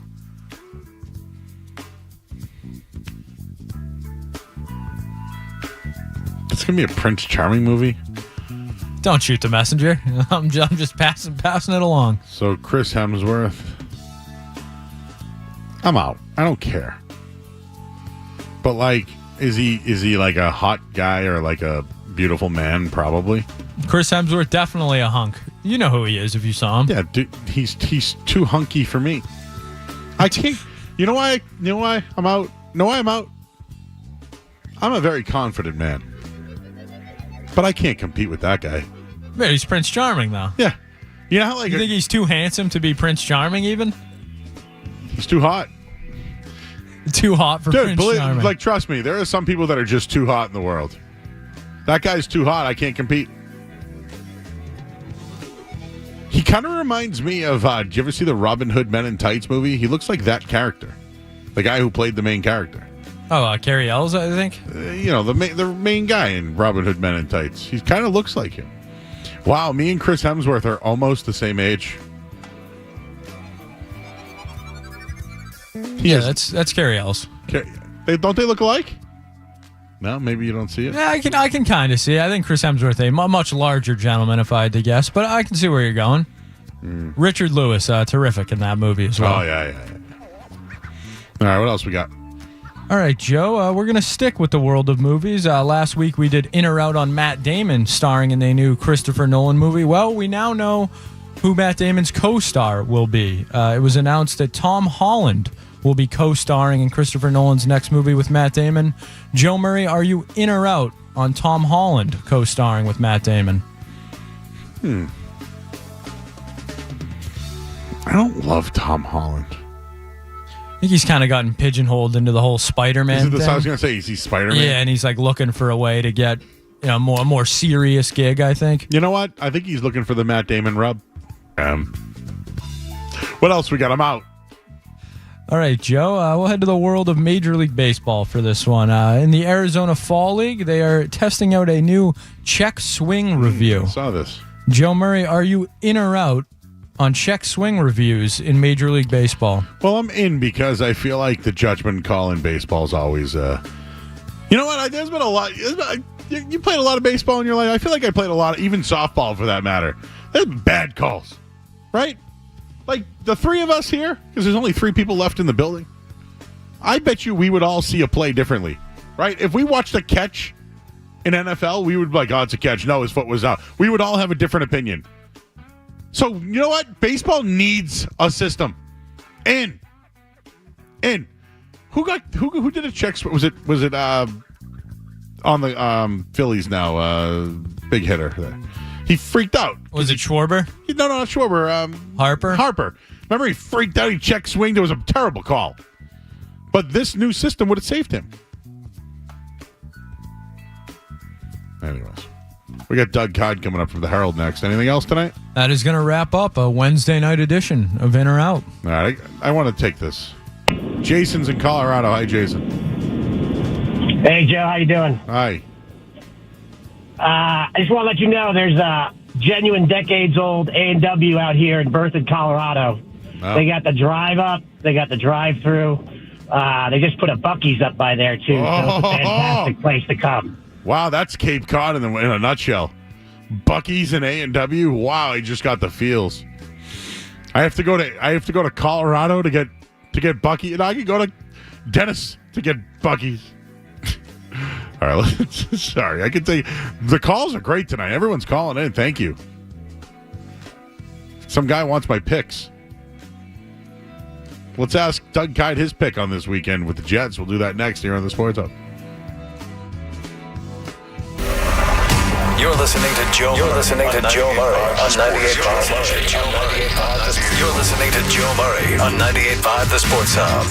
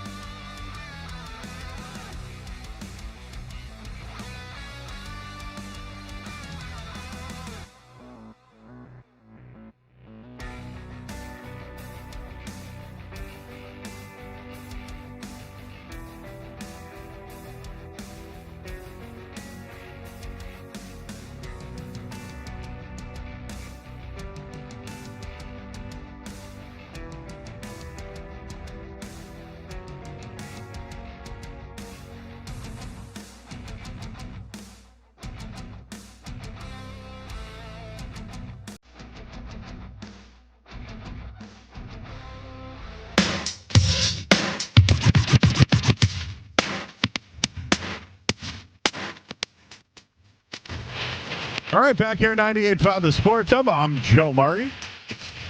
We've done a little bit of everything tonight. Celtics, Patriots. We'll get into the Bruins in a bit.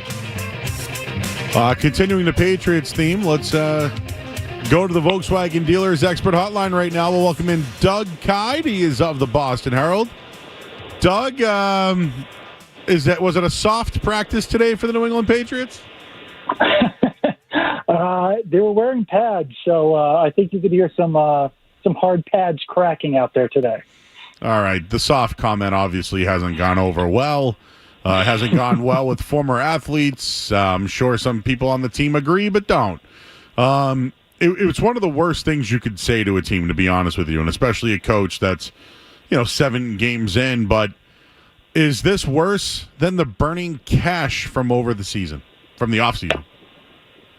That's a good question. I think so, because that one you could excuse a little bit more. He was so much earlier in his tenure. This one, I couldn't believe that he walked it back the next day, because it's such a bold statement to say this is a soft team, and then the next day to say no, I actually meant that we're playing soft. It's just it dulls the impact of it. Does seem like it's possibly helped him out with the team. Devon Godshaw was talking to the media today. He said, that's not what Drud meant. Drud meant this, blah, blah, blah. It's you shouldn't have to do that as a head coach. You should, especially if it's the opening statement after a loss, you shouldn't have to retract that the next day. You should be speaking with your whole chest there and be able to, mean what you say. And then when he's retracting it the next day, it's all the impact is gone then at that point. Doug, what's this like for you? You covered the Patriots during their heyday. Obviously Tom Brady's moved on. They had some success, made a playoff run with Bill Belichick. They've had 5 different quarterbacks, multiple offensive coordinators. Now the team is at an all-time low. This is the worst era ever. Even before the Drew Bledsoe era. This is the lowest the program's ever been in its history, and they were terrible. They won 1 game a couple of years in their early 90s. Just for you, what you're seeing going on right now, how is it continuing to get worse? It's getting worse week by week. Yeah, I've really seen it all from, covering 4 Super Bowls to now. I think the biggest change is just that every game used to mean so much. Every play used to mean so much. And covering these games was just an event. And now it's that 11.5-minute drive that they somehow they stopped them at the end of it. But that drive is taking up more than 1/6 of the game, where the Jaguars are just running it down the Patriots' throats.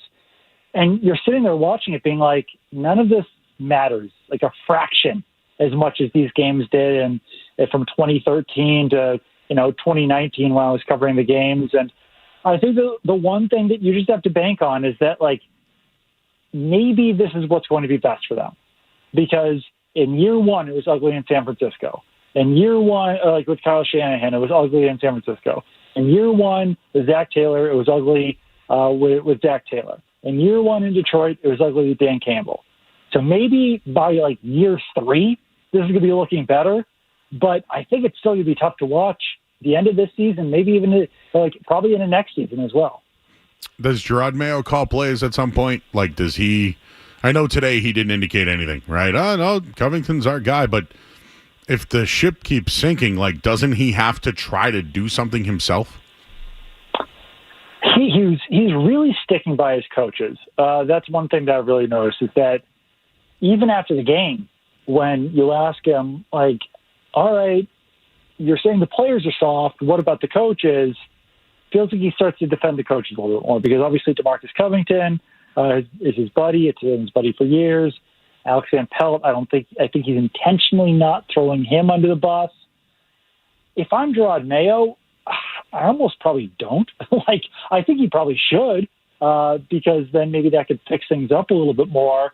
But if he does that, and if the defense still continues to struggle, then you really look at him and say, all right, what are you doing here? personally, I think he should. I think he should take over the defense more. DeMarcus Covington is an extremely inexperienced defensive coordinator. He put a lot on his plate this year, but at some point, I think you have to strip yourself of that CEO style head coach and actually get your hands dirty there a little bit. Did seem at practice today working with the linebackers, and Dante Hightower were pretty hands-on with those guys. So maybe he starts doing a little bit more on the defensive side of the ball, but I don't know. I mean, I'm a little bit hesitant to say that he's actually going to do it because he's shown no indication that he wants to. We're talking with Doug Kyed of the Boston Herald. Doug, I mean, it's hard to talk about the games, man. Like, I'd love to tell you, hey, how are they going to stop the Jets this week? And Breece Hall, like, you're going to be doing your own podcast and you're going to be doing interviews, and it's just, how do we talk about the games?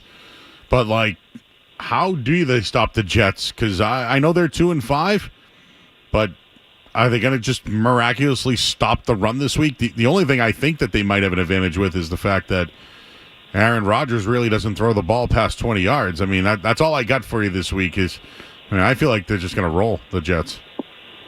Yeah, I'm kind of feeling the same way, and I know that, organizationally, the Patriots still look at the Jets as being a good team. Like, that's a team that they view as having a lot of talent. So I think that this could be a repeat of what we saw a few weeks ago with the Patriots against the Jets. And if anything, like we were saying, like, the Patriots have only probably gotten worse since that point, and they still allowed 24 points to the Jets, allowed them to rush for over 100 yards. Aaron Rodgers had possibly like his best game of the season. So, I mean, there's just not a lot of fixes that this team can make right now, unfortunately. It's probably the least talented roster in the NFL. It's got the rookie head coach, rookie defense coordinator, play caller on offense who's only doing it for the second season, bunch of guys on defense that are injured, out, traded away. Offensive line is decimated.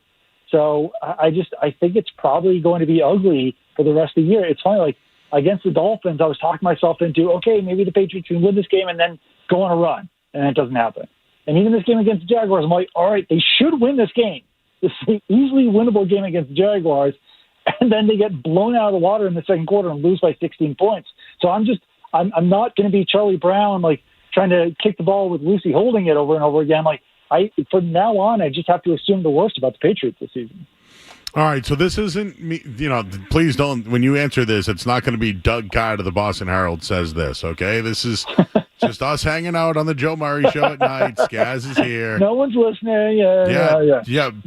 But like, I think Mayo can't come back from this, but it's not his fault. Like, Robert Kraft manipulated everything to make Mayo the guy, claimed him to be the guy. Like, they never did a coaching search, and this is where they're at. This is what it looks like when Kraft's involved. So I don't think he makes it another year. Your thoughts if he does, and if he doesn't, who would be at your top of the list to take over this program? I think he does last another year. I think that at this point, like, you're bought in. You've believed in this guy, supposedly for 5 years since the trip to Israel. I don't think that you can give up on it after 1 year, because then you're paying him to not coach, and then. But don't you have to admit a mistake, though? Don't you have to admit this? Like, if this goes 1-15 the rest of the way, you have to admit the mistake and move on. I just don't know if they're going to do it. I think if they don't show improvement, then it would potentially be justifiable. Like, if it just keeps getting worse, which is what we've seen so far. But I think that you do have to bank on them spending more money next year, putting together a better roster.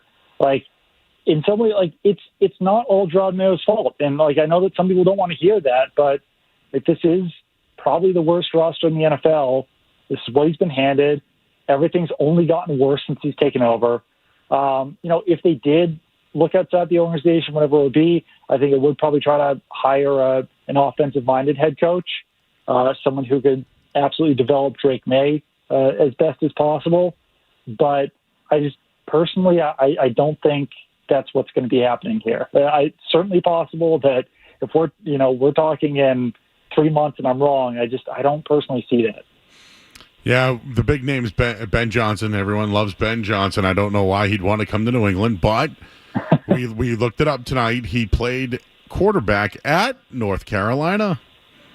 Yep. Started his career at Boston College. Yep.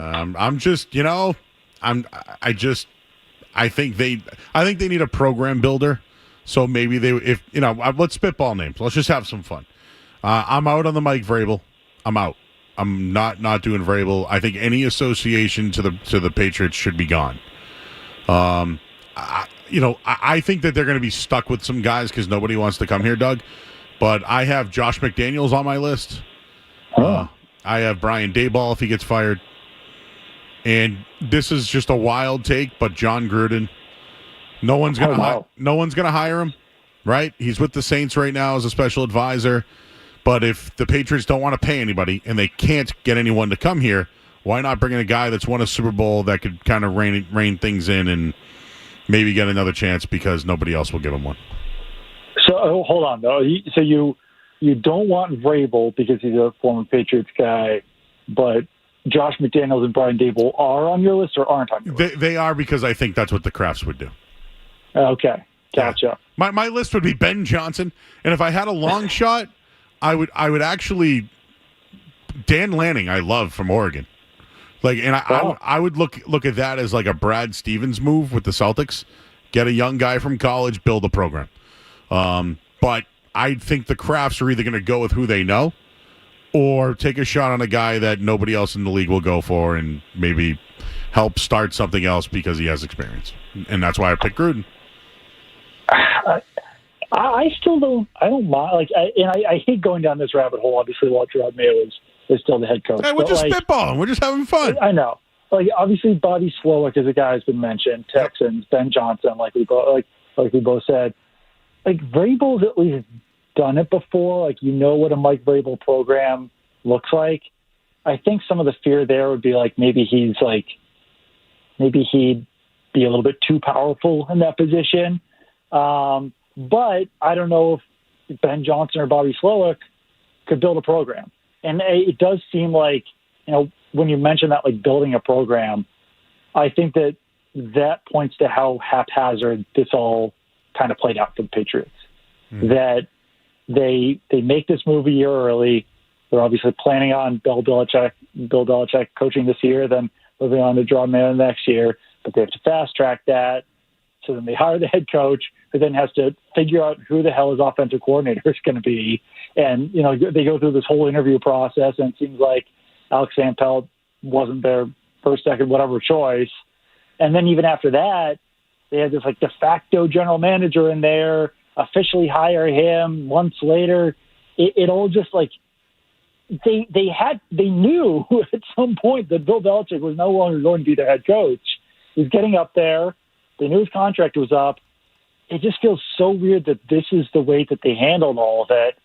And I don't know. I mean, if it all works out after next year or year 3 or whatever, then great. But there's so many ways that you can point to why this wouldn't work out after looking at it in retrospect and seeing the way the team has started 1-6. So I don't know. I don't think there's a lot of great choices out there if they were to make a move, which at that point, that kind of leads me back to just keep them for year 2, see if things get better. They have $130 million in cap space. So the roster is going to be more talented next year. And then I think that gives you a better look at what he actually looks like as a head coach. Okay. I'm getting pushback when I said that this is the worst team Cincinnati. No, it is, actually. Before Drew Bledsoe, they had a .410 winning percentage. Since Tom Brady has left, they have a .405 winning percentage. That would be worse. That would be worse, right? Yeah, absolutely. And just thinking about, I wasn't around here in 1992, but at least you got Bruce Armstrong as a left tackle. That's true. Still got Steve Nelson was there for a while. Yeah, Andre Tippett. Irving Fryer at wide receiver. Yep. Ben Coates at tight end. I know that Ben Coates wasn't quite Ben Coates there at that point, but those are all-pro, Hall of Fame, perennial Pro Bowl type players, and like the current Patriots don't really have any of those guys on their roster right now. Yep. The other thing, go ahead. No, go ahead. No, I mean, maybe Christian Gonzalez becomes that. Maybe Christian Barmore becomes that. But I don't know. Like, even just looking at that '92 team that was so bad, they wound up with number 1 overall pick. Like, there's better high end talent on that team. Well, maybe you get yourself an article. Who's the pillars on the Patriots? Right? No, I mean, yeah. There's not a lot right now. And for the people who love Mike Vrabel, I just would like to just give you facts because, that's what we do here on the night show. But the Patriots' record in their last 24 games is 5-19. Mike Vrabel's last 24 games with the Titans, 6-18. Well, there you go. So just wanted to there you go. Just wanted to double down on that one. Hey, real quick, who's responsible for the 2-week progress of Drake May? It's a really good question, and that's why I know a lot of people are down on Alex Van Pelt. I can see it from the play calling perspective.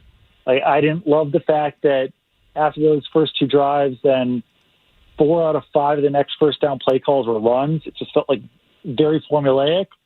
But you do have to give credit to Alex Van Pelt and T.C. McCartney for the way that Drake May is playing right now. Obviously, a lot of it is talent, but I do think that his footwork, his fundamentals, those things have improved, and that's why you hired Alex Van Pelt, because he can develop quarterbacks. So that's why I might slow the roll a little bit on immediately firing Alex Van Pelt. I do think that based on the way that Drake May is playing right now, he's doing a good job at that, and that's kind of the most important thing that you have going right now is the play of Drake May.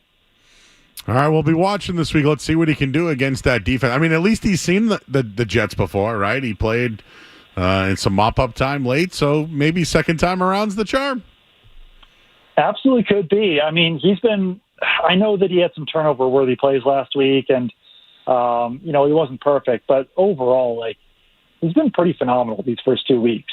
And I know that, the overall product of the Patriots is very bad, but Drake May is still, when he's on offense, still making everything worthwhile to watch. All right, he's Doug Kyed, everybody. You can find him at the Boston Herald, and he also does a show called Pat's Chat Podcast with some guy I used to work with. Yeah, some guy named Mike. I don't know. He's obviously the weak link of the podcast, but a good friend. He's a good guy. I know him. He likes punk rock music too. It's true.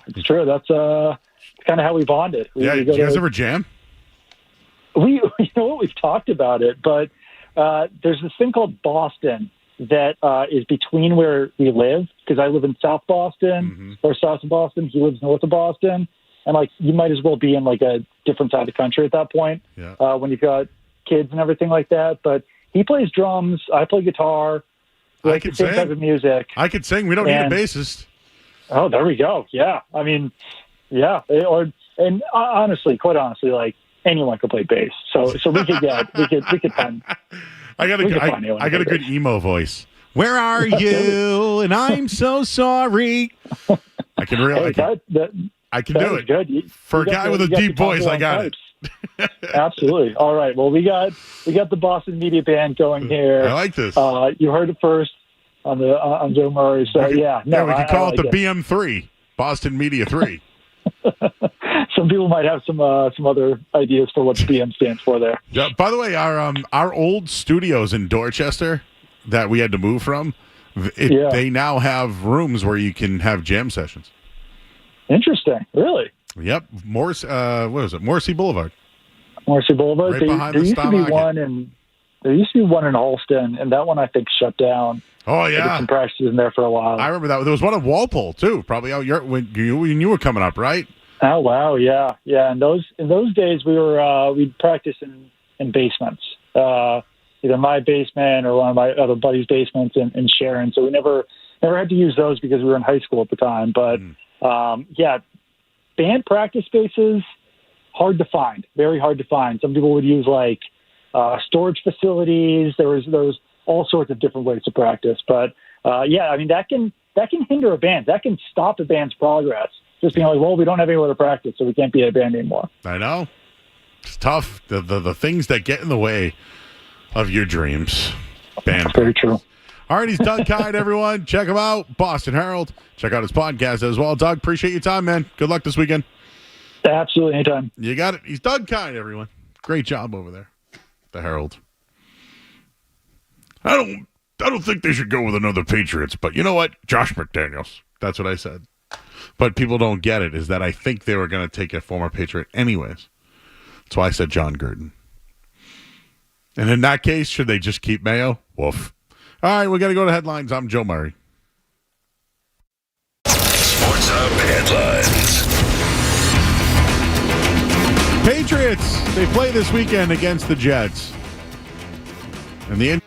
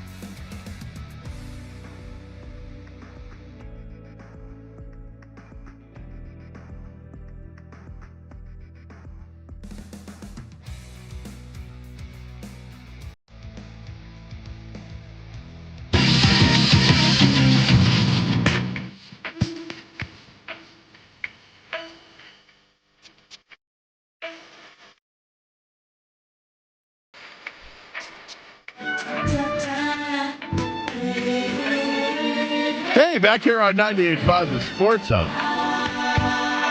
People have been in our chat. If you'd like to join us, youtube.com, you get to see my beautiful face. Still trying to get that camera over there to... Because remember, people saw you finally this week, Skaz, with your Green Teamers podcast. You got a shout out tonight? Yeah, absolutely. Much appreciated. We'll be back Sunday night. Oh, this Sunday, huh? Every Sunday, Joe. I used to do podcasts with Jay Stu on Sundays. Oh, yeah. He's very detail-oriented. He's got the setup, too. He's got a great setup. Actually, I got to tell you, and Skaz, I'm giving you props here, so be humble. All the producers here can do a lot of work. Like, here they throw me in a chair, and then Skaz is here, and we got Joey, our intern, tonight here, who helps us out. We need the help. But a lot of the other shows have multiple guys that can do the job. Jay Stu's like a 25-year veteran in the business. Kevin Majore knows hockey better. The only two guys I saw last night tweeting about Bruins was Ty Anderson and Kevin Majore. Like, the whole timeline is filled with basketball. But still, Ty and Kevin make it through. It was like Milliken during the NBA playoffs when he's tweeting about Red Sox games. There's another guy. I think Milliken's a riser in the business. Absolutely. I'd buy all of the Tyler Milliken stock. I think the Milliken militia's real. The Millimissile. The Millimissile. I think it's real. I think Tom Morgan is like a great executive producer. Like, by the book. He knows how to bust my balls, too. I was going to say, it might be my favorite thing about Tom. Yeah, because I can't tell if he's ever serious or not. Loves giving you a hard time. Yeah, I can't. There's some guys you can't read. He's one of them. Like Adam 12 can do his thing. I don't know who the other guy is in the morning anymore. Is there? Ryan Beaton, I believe. I love Ryan Beaton. The first time I ever talked to Ryan Beaton was around Christmas season, and he was going to pick up his Christmas tree. And we, on his Toyota that he has. It was great. I've never heard him talk before, and I was like, all right, man, we're going treeing today? Let's do it. Did he get a Douglas fir? What will he get? Dude, the Saturday morning show so I used to do Bankroll Boys, or whatever you call it, over under. I used to do that 7 to 9, and then they would just let me freelance from 9 to 11. And, dude, I don't even know if we did sports. Like, at 9 o'clock, I got hungry, The Joe Murray Road Show. It just, whatever it was, but Ryan was the guy that was behind the board. Can Nick Gemelli do a show?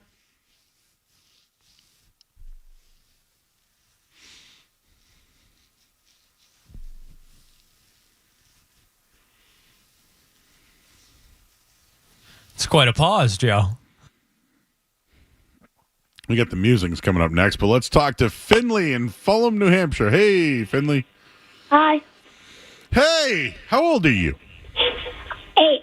Whoa, we got 8-year-olds calling in, man. Who's your favorite player? Justin Jefferson. Justin Jefferson of the Vikings. Can you do the gritty? Yes. Yeah, let's do the gritty. What do you got for me, Finley? My pick. What's your pick? Tomorrow on Thursday, 8:15 a.m., the Vikings. So you think the Vikings this week on a short week? Yeah. I have the Buccaneers, the Eagles, the Bills, the Commanders, and I need one more team. Are you doing a big parlay? I each 6 for 6. Wait a second. Dude, I wasn't betting at 8 years old. What the hell's going on here? I don't know if we can condone this, Joe. Wait. There's no moral high ground. What are you talking about? We preach responsible gambling. I don't know if 8-year-olds are supposed to be out there wagering. So he needs a final leg of a 16 parlay. Go grab a juice box and wait another 10 years would be my advice.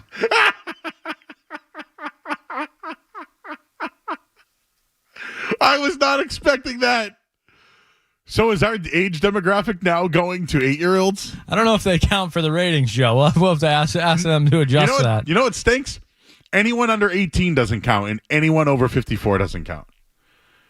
We have a lot of people that are over 54 who listen to the show. We have a lot of people from 18 to 34. Like, if you saw the numbers, they're like 40 shares. but only the ones that count are 25 to 54. Our guy Einbein not happy that he's not in the demo. You know what? I'm upset for him too. Hey, it's Adam 12. He just checked in. Game recognized game. That's right, Adam 12. You should have heard the call we got last week, man. I'll send that to you guys. Remember the guy that called in about, is it weird if he's dating his, what was it? It was his sister-in-law, I believe. Oh, God. Yeah, that took us a good 20 minutes to break down. Still confused about that. I will say, Finley, great connection. Great Finley. connection. Finley, that's a great, you keep it up, bro. What's up, John in Durham? Hey, how you doing? Joe, I got a quick rant for you. First, I come to you as a sports lover. I always have for my whole life. But there's two things that I refuse to talk to people about. I hope everybody on here is listening. Nobody, and I mean nobody, wants to hear about your fantasy football team or your March Madness bracket. I have people, I'll leave the March Madness until then. When it comes to fantasy football, I got people, how does my team look? Oh, I lost by 1 point this week. Oh, my team is so injured. I could not give a damn about anybody's fantasy football team with the only exception of the 11 other guys in the league that I care about. If you come to me and tell me about your fantasy football team, you can go shove it. I could not care less. No, John, you got to tell him that you're out. So out. Here's another one. If you show me your 6-team parlay and you missed by 1, I don't want to see it. Out! Yeah, but Joe, what if you have a 5-teamer and you need a 6th? Well, listen, I don't want to be the last leg there. That was John's musing right there. We got a pre-Murray's musing. Just remember, if you're passionate about something and you're not into it, you got to drop it out. That's like that was a layup opportunity to drop it out. You know, Skaz, every once in a while, I'll be out in public, and I hear someone just from far away yell, "I'm out!" And I look around like, "What are you out on, man? What are you out on?" Oh well, that was an appetizer to the musings, Murray's musings, which is coming up next here on 98.5 The Sports Hub. Don't go anywhere. There's more Joe Murray. On the way on 98.5 The Sports Hub. At Feldman G.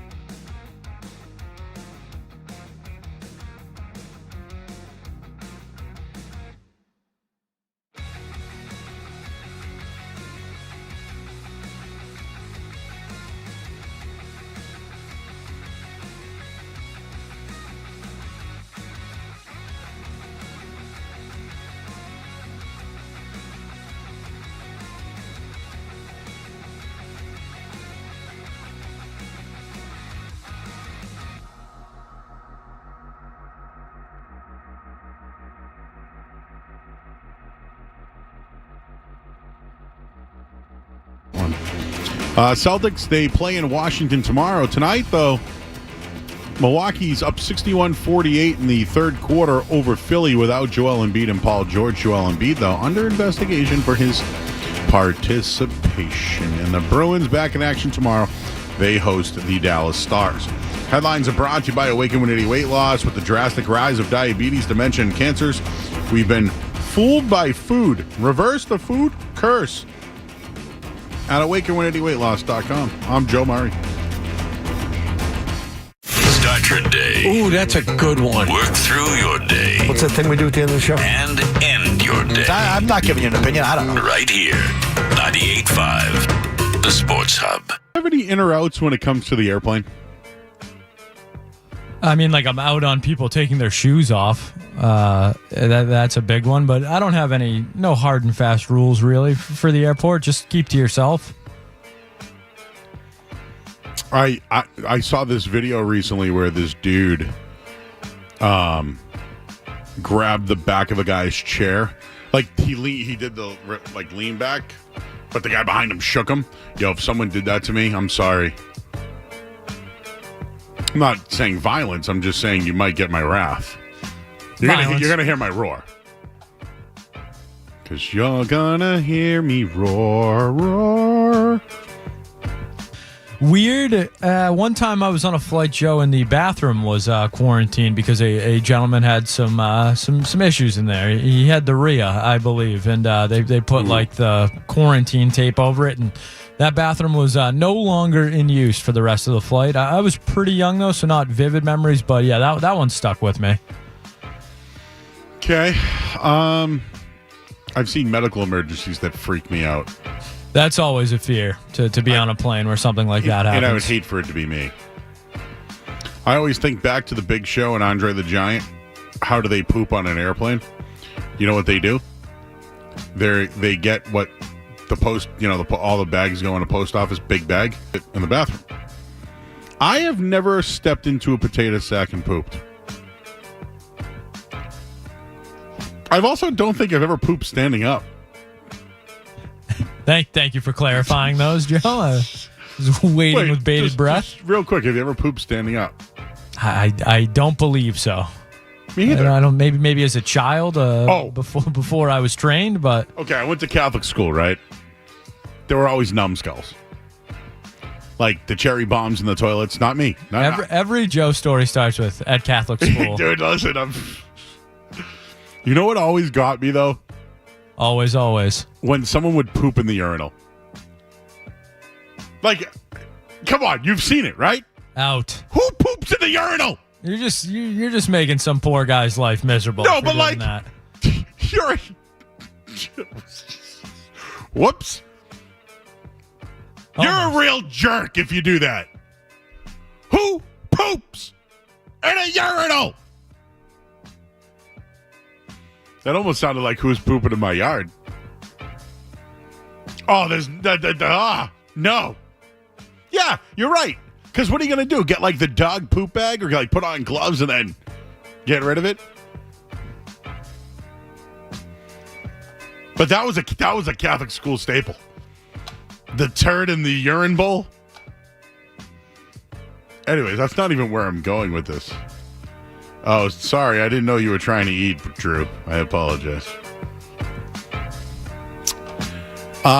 Headline. Spirit plane passengers freak after a super rat scurries around the aircraft. Quote, you're a flying Chuck E. Cheese Airlines. Forget snakes on a plane. These passengers were panicked by a rodent on an aircraft. Freaked out flyers spotted what appeared to be a rat running above an overhead bin on Spirit Airlines flight from Dallas, Texas to Los Angeles. A video depicting the furry infiltrator has racked up around 2 million views on Instagram. In the spine-tingling snippet, a pair of rodent feet is seen perched inside a light on the cabin ceiling, which houses the essential electric wiring and traverses the aircraft. Oh, I can see it. I'm going to share this video in a minute. The camera then zooms in, illuminating the silhouette of a varmint as it scurries about inside the light like something out of a horror movie. "It's a super rat!" exclaims one of the onlookers in the background. It's yet unclear which plane the flea bag invaded. However, Spirit Airlines operates 3 daily flights between Dallas and Los Angeles. Viewers were understandably freaked out by the idea of being trapped in an airplane cabin with a rat. "Somebody would have had to tell me what's up there. We're not about to just keep flying while something is crawling on top of my head," said one Instagram commenter. Another wrote, "He probably been all over the world." A new movie, Rats on a Plane. And not talking about your ex. Another wit joked, "You're flying a Chuck E. Cheese airline." Ratatouille switched careers, I see. Many were concerned that the rodent would chew through the wires, potentially causing a malfunction or a fire or a common concern in the air. Last month, a mouse ran amok on a Scandinavian airline flight, forcing the jet to make an emergency landing in Denmark due to their policy that prohibits rodents on flights because their taste for electrical. And a spider was on the table. So you know what I did? Leave, though, right? Like, what if you got your food, you saw a spider, would you leave? A spider? No. I'm not leaving. But a rodent? All depends. Airplane, I don't want a rodent. I don't want your pug freaking out. Out! Don't you have, like, traps for that kind of thing? Get those little sticky things that make them stick there and then look after and get it out. Well, we seem to have, guys, this is creating content, right? Things that happen that you didn't plan to happen on the show. Just like what happened with my designated poop spots. We got an hour out of people telling us about a designated poop spot. Then that went to the morning show, which we learned about what people do during literally war. War and work. I'm Joe. You, Tommy? Yeah. Where you I'm from, Joe? No worries. Where you Joe, from? I'm from Duxbury, man. Oh, beautiful area. Yeah, it is wonderful. You know, it's a great place to poop standing up. Yeah, do you ever poop in the beach standing up? Well, actually, no, that's not my story. You know, I want you to know that I'm 67 years old. Oh, okay. And you know, when you get to be my age, man, you're in for a horrible, horrible situation in your life. Oh no. So I suggest that you be careful. Okay, that's all I'm saying. But anyway, I'm walking the dog through the woods in a trail, and it has to happen. And so I am like, what am I going to do? Even the dog's looking at me stupid. So what? I go, okay, this is it. I go, it's going around. It's in the winter. No big deal. Okay, good. Okay, I drop the pants, and I freaking slay one out right up against the wall. And I'm like, okay, and this woman walks by with a white dog, and she says, that's disgusting. And I said, I could have been facing the other way. So anyway, that's my standing up. So not only did you poop standing up, but you showed off your twig and two berries. Well, no. I'm just saying that it happens when you get older. So just don't make fun of people. No, I'm not making fun of anybody. I'm making fun of when I was in Catholic school. People would poop in the urinal. Oh, my God. That's because they hated Catholic school. Yes. Yes. We don't need the music bed anymore. This is too good. Joe, what an elitist you are, making fun of people for standing up pooping. Yeah, I know. Joe, sorry for the 67 and older crowd. I apologize. I didn't think about pooping standing up, and you just couldn't hold it. Sounds like a legitimate nightmare. Okay, let's talk to Dom, who's in the car. Hello, Dom. Joe, I am out, O-U-T, out on people standing up in the aisle as the plane lands. Out. Scum of the earth. I will let you know about it. If you stand up before your turn, you are scum of the earth. Now, Dom. Pain in my ass. You're not getting off the plane to go anywhere. Yeah, Where are you right. going? You're right. What if... No respect for anyone that stands up when the plane lands. The utmost respect for someone that stands up and poops on the plane is what we're learning. I love doing the show. I'm telling you. It's a very educational program, Joe. I learn a lot. This was supposed to be about a rat on a plane. I don't know why I brought up pooping standing up. Where did this come from? Did I get a Catholic school memory growing up, and is that what happened? It's always Catholic school. Always. I've never pooped standing up. I don't know why I would, though, right? Like, if I've never, I don't even know if I've pooped outside before. You don't own a dog, so why would you? Dude, all right. One day I'm going to have Bird tell you this story. I almost want to save it. Bird has an incredible poop story. Like I need him to tell you the story. It's that good. I feel like I need to text him to call in and tell this story. Someone in the chat, Joe, wants to know if you're in or out on wiping standing up. Well, we're getting a little personal here, aren't we? Hey, you're right. My apologies. That's the line. No. This is a good topic. I don't know if I'd go that far, but I no longer stand. No longer. So there was a time when I was like, you know what's funny? When you potty train, right? Don't you stand up and wipe? Joe, if you think I remember anything about potty training, I got nothing. I got nothing for you. No. There had to have been a time in your life where you stood up and wiped your ass. Sorry, I didn't mean to say it like that. There's a drop.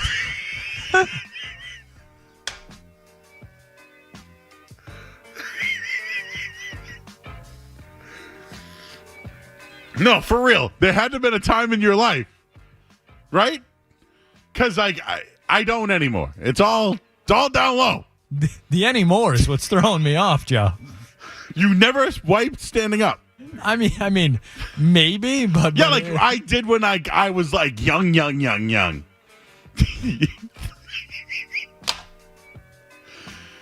Oh no. Zoe would be a pro at this one.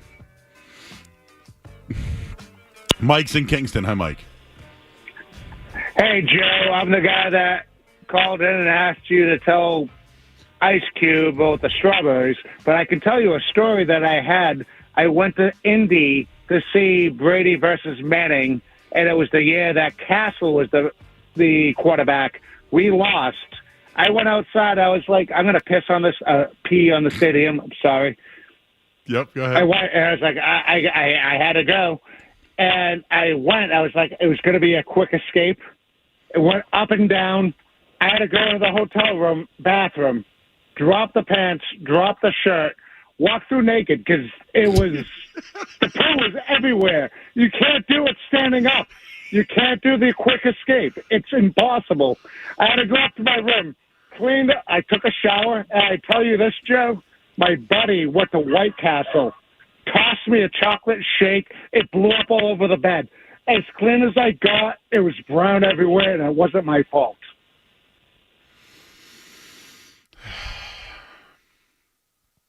White Castle was involved, huh? So what we're learning tonight is pooping standing up is bad. Especially for a quick escape. Yes. But if you're at a game and you poopy pants standing up. I mean, if you're throwing the shirt away, we got big problems. That is not good. Don't get me wrong. I've had the last time I can remember having an accident in my pants, I was in my early 30s. And I can share the story if you really want me to.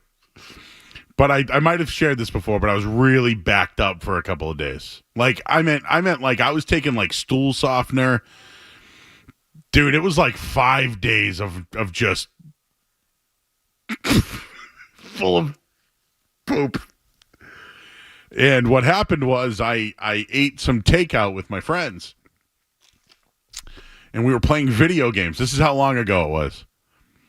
I've shared this story on the air, I feel like, but I felt the rumble in the jungle.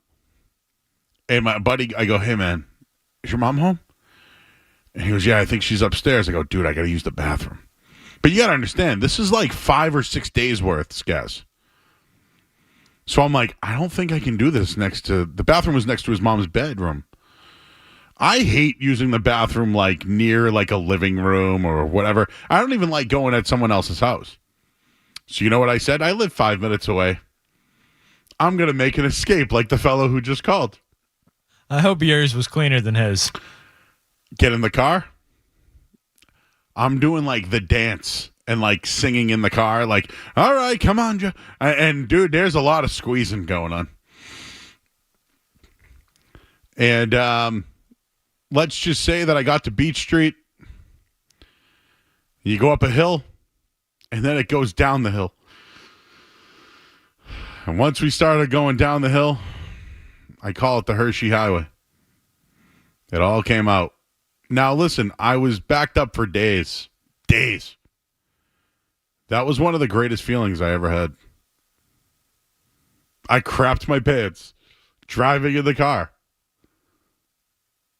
I'm not ashamed to tell the story. Obviously not. But it felt amazing. I couldn't poop for 5 days. It was great. But I wasn't standing up.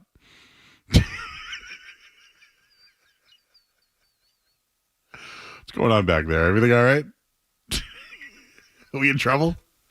No, I'm laughing because intern Joe, I believe, is going to make his on-air appearance, his first on-air appearance tonight. Yes. So he about a half hour ago let his family know, and they've all been tuned in since then. And Joe has been getting some text messages on the content of the show. Joe, what are you going to talk about tonight? Hey, Joe, when's the last time you pooped your pants? That Hershey Highway story, though, till this day, man, I'm telling you, it was one of the best feelings of my life. Top 5. Jimmy's in Brockton. Hi, Jimmy. What's up, Joey? Hey, Doc. Hey, Doc. So, never poop standing on ice. Well, a buddy of mine, he's an antique dealer, and an older guy. So, he leaves the van, and he's out there, and he's got to drop a banger, and then it falls through the ice. Oh, no! Wait! Halfway. The worst part is, Joe, he can't swim. That's the worst part, dude. So he falls through the ice. He's screaming. Nobody's paying attention. We're just sitting in the car. So he's basically butt naked at this point. Oh, my God. No, it was... I don't want to get too descriptive, but you can use your imagination. It was all over him. He comes back and he's looking at me like, you...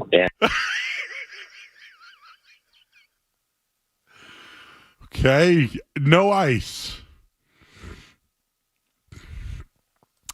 Carrie is in the truck. Hi, Carrie. Hey, how's it going, Joe? How are you? Hey, I'm doing all right, buddy. Hey, bud, I got a good poop story. Sure. So it was Christmas. We were at like a Christmas party. It was all our friends. We all had kids, like at the same time. So all our kids were, in diapers, like little, Mm-hmm. And we brought the deviled eggs. Oh. And dude. Because we got chickens, so they're amazing. They're farm raised, Yep. And I got like a dozen. I hit like a dozen eggs. It was shameful. I just pounded them like it was going out of style. Okay. And so same thing. I got the Rumble in the Jungle, and I had to go so bad, I couldn't go upstairs. I had to poop in the living room, next to where everybody was, opening presents and everything. And it was horrible. I was I had to do the bugle farts, because, dude, when you got to put the toilet paper, wad it up, and you got to, stifle the fart, because there was, no bath fan or anything to, dull the noise. No, I don't.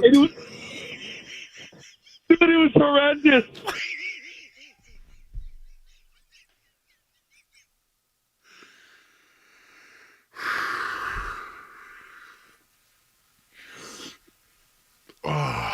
This is award-winning. To the Medeiros family that's ready for Joe's debut, trust me, we will not do this with Joe on the air.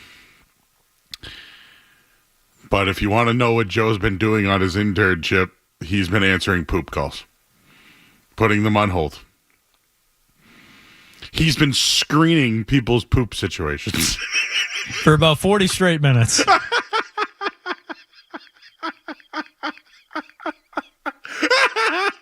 Hey, what'd you do on your internship? Oh, my God. All right. I got to catch my breath. We got to go to break. I'm Joe Murray here on the Sports Hub. You're listening to Joe Murray on 98.5.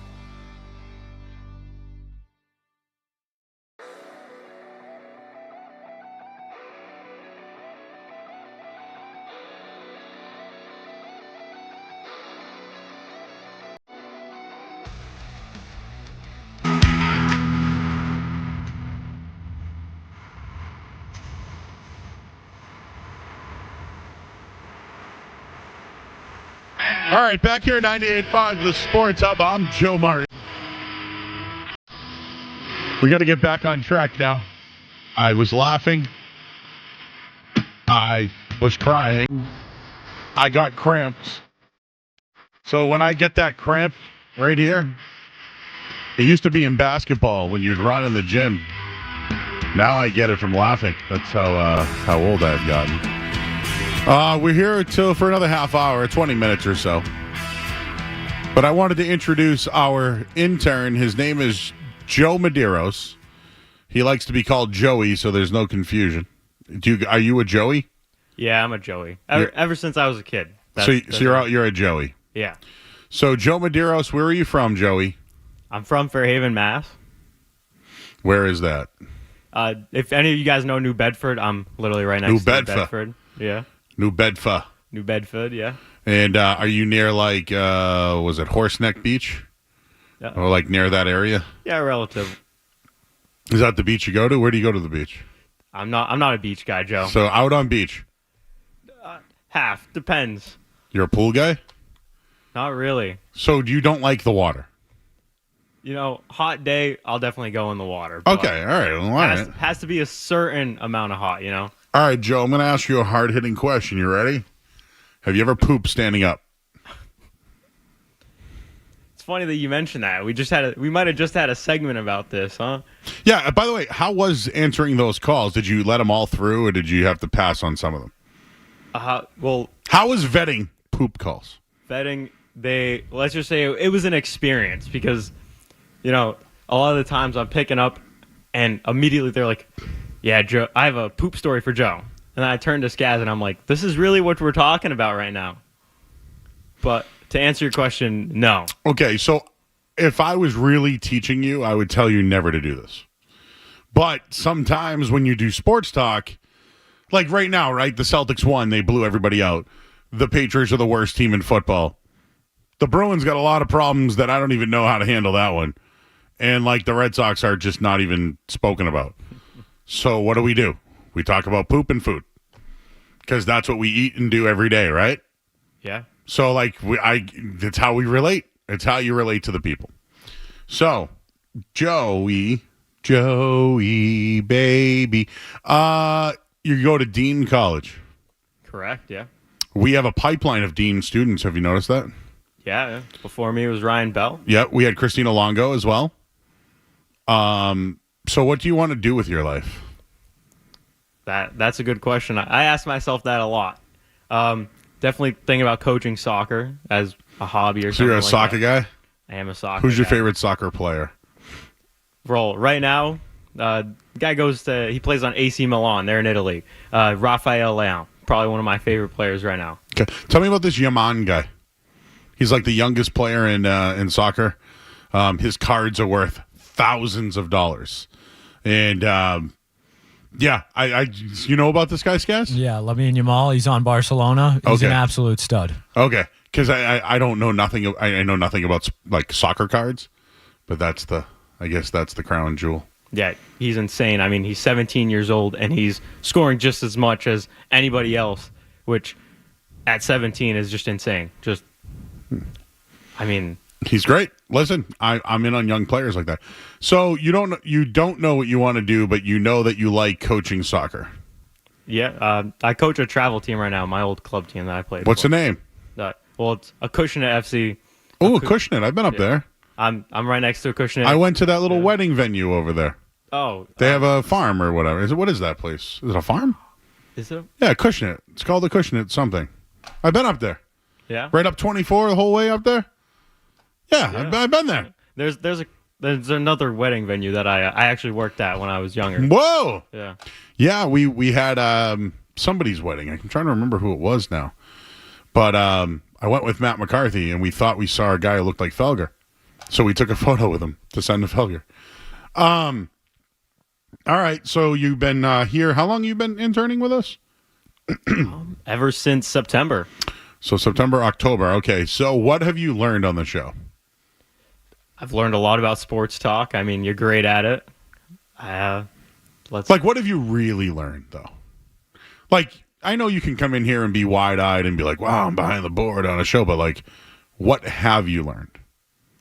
I've learned like everything that goes behind producing the show. Like I knew it was a lot of prep, but I mean, this just opened my eyes. So, like, you see our Slack channel that we do and the preparation. So, like, people think we just work 4 hours at night. Yeah. But no, we get up early, we start a Slack channel, and we just start burying stories all day. Right? You've been doing graphics for us, right? I have, yeah. So, have you seen that there's more to radio besides talking behind a microphone? Oh, yeah, for That's sure. probably what you've learned the most, right? You're doing graphics, you're cutting video, right? Writing articles. Writing articles, exactly. So, like, where else could you get this type of experience? I can't think You anywhere can't? else. Does Dean have a radio program? Yeah, we do have a radio station. Do they have, like, do you have to do a project or anything like that? Not really a project, so to say. The class that I'm in right now, it's radio and music. So we have a music radio station right now. Okay. So if you were to do, like, a report on your, like, night show intern experience, what would be, like, your lead-off, like, best moment? Being on air. Yeah. Listen, being on air is like the easiest part of the job, though. And like, I know it's easy for me to tell you that. Like, you come on air, you do it's like, yeah, I'm on air now. Great. But like the contributions that you've helped us with the graphics and video go way further than you talking on the air. Yeah. No, I think the graphics definitely are something. They pop. Yeah. I mean, I just to be honest, like I really didn't have a lot of experience with like making graphics before this. And hey, thank you to Ryan Bell. I don't know if he's listening. Yeah, our old intern Ryan. He was big in helping me understand like how he did things, and Yeah. now from doing it so much, you just get better and better at it. And I hate to be like the old owl, but when I first got into the business, I was a radio producer. So I was an intern like you. I fetched stats all day. I used to copy them, and we used to get VCR and record, and then like we would just run on the games. 4-hour Nesson games I would run audio for. It was horrible. Wow. But now we can just find a clip on Twitter and drop it right in. You know what I mean? Boom, there's an MP3. But I think you're starting to understand, like, if you can learn behind the scenes, meaning graphics, video, topics, how to present it, using audio, all that stuff, it's much easier to plan a show, don't you think? Oh, 100%. So you've probably learned more by just sitting back there than you have you probably learned a lot just sitting back there. Oh, yeah. Okay. I'm glad to know that you have learned something on the show. What's the funniest moment on the show so far? Oh, there have been a couple pretty funny moments. I really liked the Darth Joe. Oh yeah. That would be me, me moaning, but to Darth Vader's music. And this was when James Earl Jones died. To give people a reference, James Earl Jones died. And I made like a moan that, come to find out, sounded like Darth Vader breathing.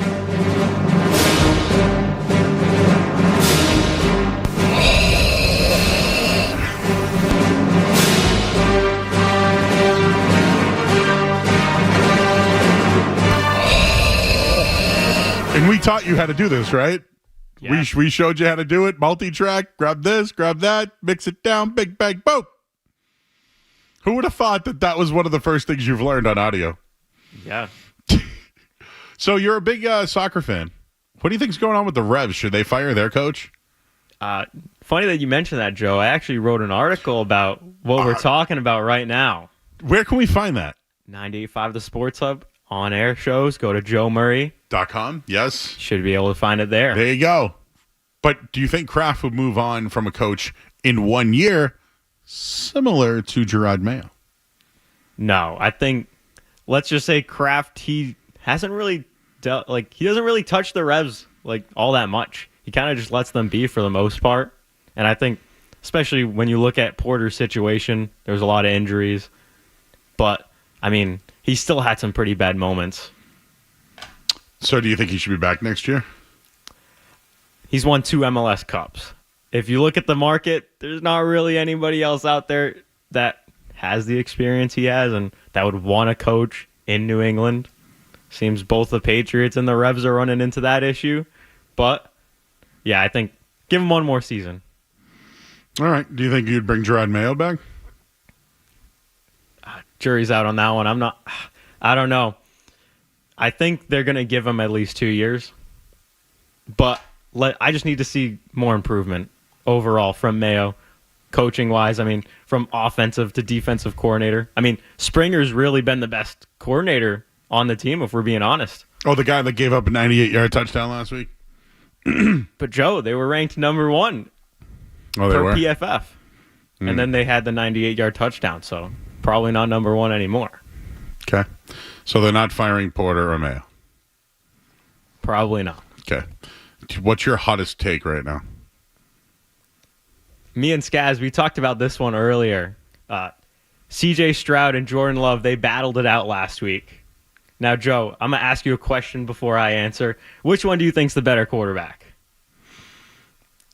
I would probably go with C.J. Stroud because of his contract. Yeah, contract's definitely something I think of when grading a quarterback. Do I think Jordan Love's been better? Yeah, I do. My pick's Jordan Love. I'm a big Jordan Love guy.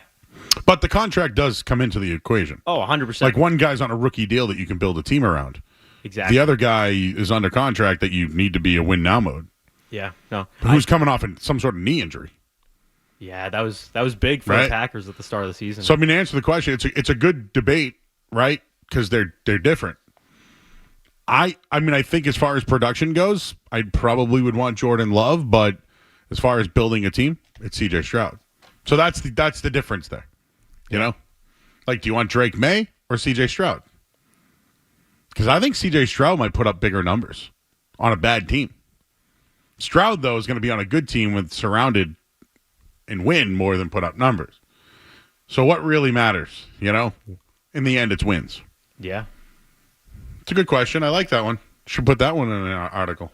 Yeah, not too New England specific. Maybe I'll find a way to work Drake May in there. Okay. That's a hot take. I like it. Anything else? I can't think of anything right now. Okay, I got something for you because we didn't do birthdays. Did you see these today, guys? We got a big one, Joe. We missed a lot. Ryan Reynolds, 48. You know him? Right. Yeah, of course. Okay. Pele. Or as our good friend Taylor Twellman likes to say, Pele. You know him, Taylor Twellman? Yeah. Friend of the show. Heard the name, yeah. Yeah. Let's see, who else do we know here? Oh, Amelia Clark? Weird Al Yankovic. That's a big one, right? Am I missing Nick Bosa? I got some if you need them, Joe. I'm just LeVar Ball. He sucks. Robert Trujillo. He's the now bassist of Metallica. And I'm just going. Oh, Martin. That's his son. All right, what do you got, Skaz? Did you say Doug Flutie? I did not. It is Doug Flutie's birthday today. Natick, Massachusetts. 62, I believe, Doug Flutie. Wow. It is also Michael Crichton's birthday today. Ooh, good books. Gentleman who wrote Jurassic Park, yeah. ER, Twister. Joe, it is the legendary Chichi Rodriguez's birthday today. No longer with us. Franklin Park Zoo golfing taught me how to putt. Love Chichi Rodriguez. It is also the legend Johnny Carson's birthday today. Born on this day in 1925. There you go. Keith Van Horn. Oh, number 44. The Nets played at Utah. Great player. Did you say Ryan Reynolds? I did. Ryan Reynolds. And then we got a couple soccer players for Joe. It is Alvaro Morato's birthday today, a Juve player. And it is Fabinho's birthday today, a Liverpool guy. A couple soccer birthdays. Have those names ever been uttered on this station? Absolutely not. Definitely not. No. It's also John Heisman's birthday. The very same. How many people do that? You think our guy Gentie's got it locked up or what? Well, he lost to Dylan Gabriel. You think it's going to be Gabriel or like Ward or something? I do. Ward? Yeah, might deserve it. If some people like Ward a lot, yeah. You know who likes Ward? Bill Belichick. Thinks he's the best quarterback right now. I thought you were going to say Lifshats for some reason. Who does Lifshats like? I wish I had an answer. You met Lifshats last week, right, Joe? I did, yeah. Did you see his glasses? Yeah. He's an animated guy, that's for sure. Who's your favorite athlete of all time? My favorite athlete of all time? Ooh, this is a tough one. For the U.S., I'm going to say Julian Edelman. Absolutely love the guy. World, if we're going like world athletes, Cristiano Ronaldo. I don't feel like that about either guy. I do think Messi's great, though. One Ryan Bell has joined the YouTube chat. Oh, there he is. What did he say? He's the YouTube chat, not a big fan of the MLS. And Ryan Bell was defending the MLS. Oh, yeah? Bell's a big MLS guy. All right. Well, what should we do? Should we pause here? Should we wrap things up? Or should we just go to the rest of the way here? I mean, take it another 2 minutes and we're out of here. So, Joe, what's up next for you, sir? What do you do after this? So you're here Mondays and Wednesdays. Then what? Well, like we're breaking down my week, or I don't know, Joe. I'm asking you what are you gonna eat? What are you gonna eat for dinner? You gonna eat something when you go home? What are you gonna eat when you get home? What? You know the rice bowls I $5 rice bowls. Are those from school? Yeah, there's a place right next to. Tell me about the rice bowls. Just tell me what white rice. Is there sauces on it? Is it chicken? Is it marinated? What is it? I get the same order every single time. It's sort of like a Mexican restaurant that's nearby. Yep. Think of it like a Chipotle. Okay. Every Monday, $5 bowls. Yep. Burritos. Tell me what's in it. I get Spanish rice. I love Spanish rice. Really Yellow good. rice. It's so great. Black beans. Okay, you're a beans guy. Okay. Get some chicken. Do you ever worry about eating beans before going to work? No. Okay. Just talking. Yeah. Just wondering. Okay, so rice, beans. Rice, black beans, chicken. It's not just like grilled chicken. It's like It's like a shredded chicken or a chopped chicken or a yeah, like a chopped chicken. Okay. Made like sautéed. Yeah, you could put it like that. Okay. Anything else? And then I get just lettuce and now we're out now. Nothing else. All right, Joe. Well, this is your first appearance. We'll do this again. The reason why we're having you on is because we have full weeks of shows of just games. When are we going to be able to do this again? I don't know. We'll do it again. Yeah. When's your internship end? We don't know. He's just going to show up every day. All right, well, everybody, he's Joe Medina.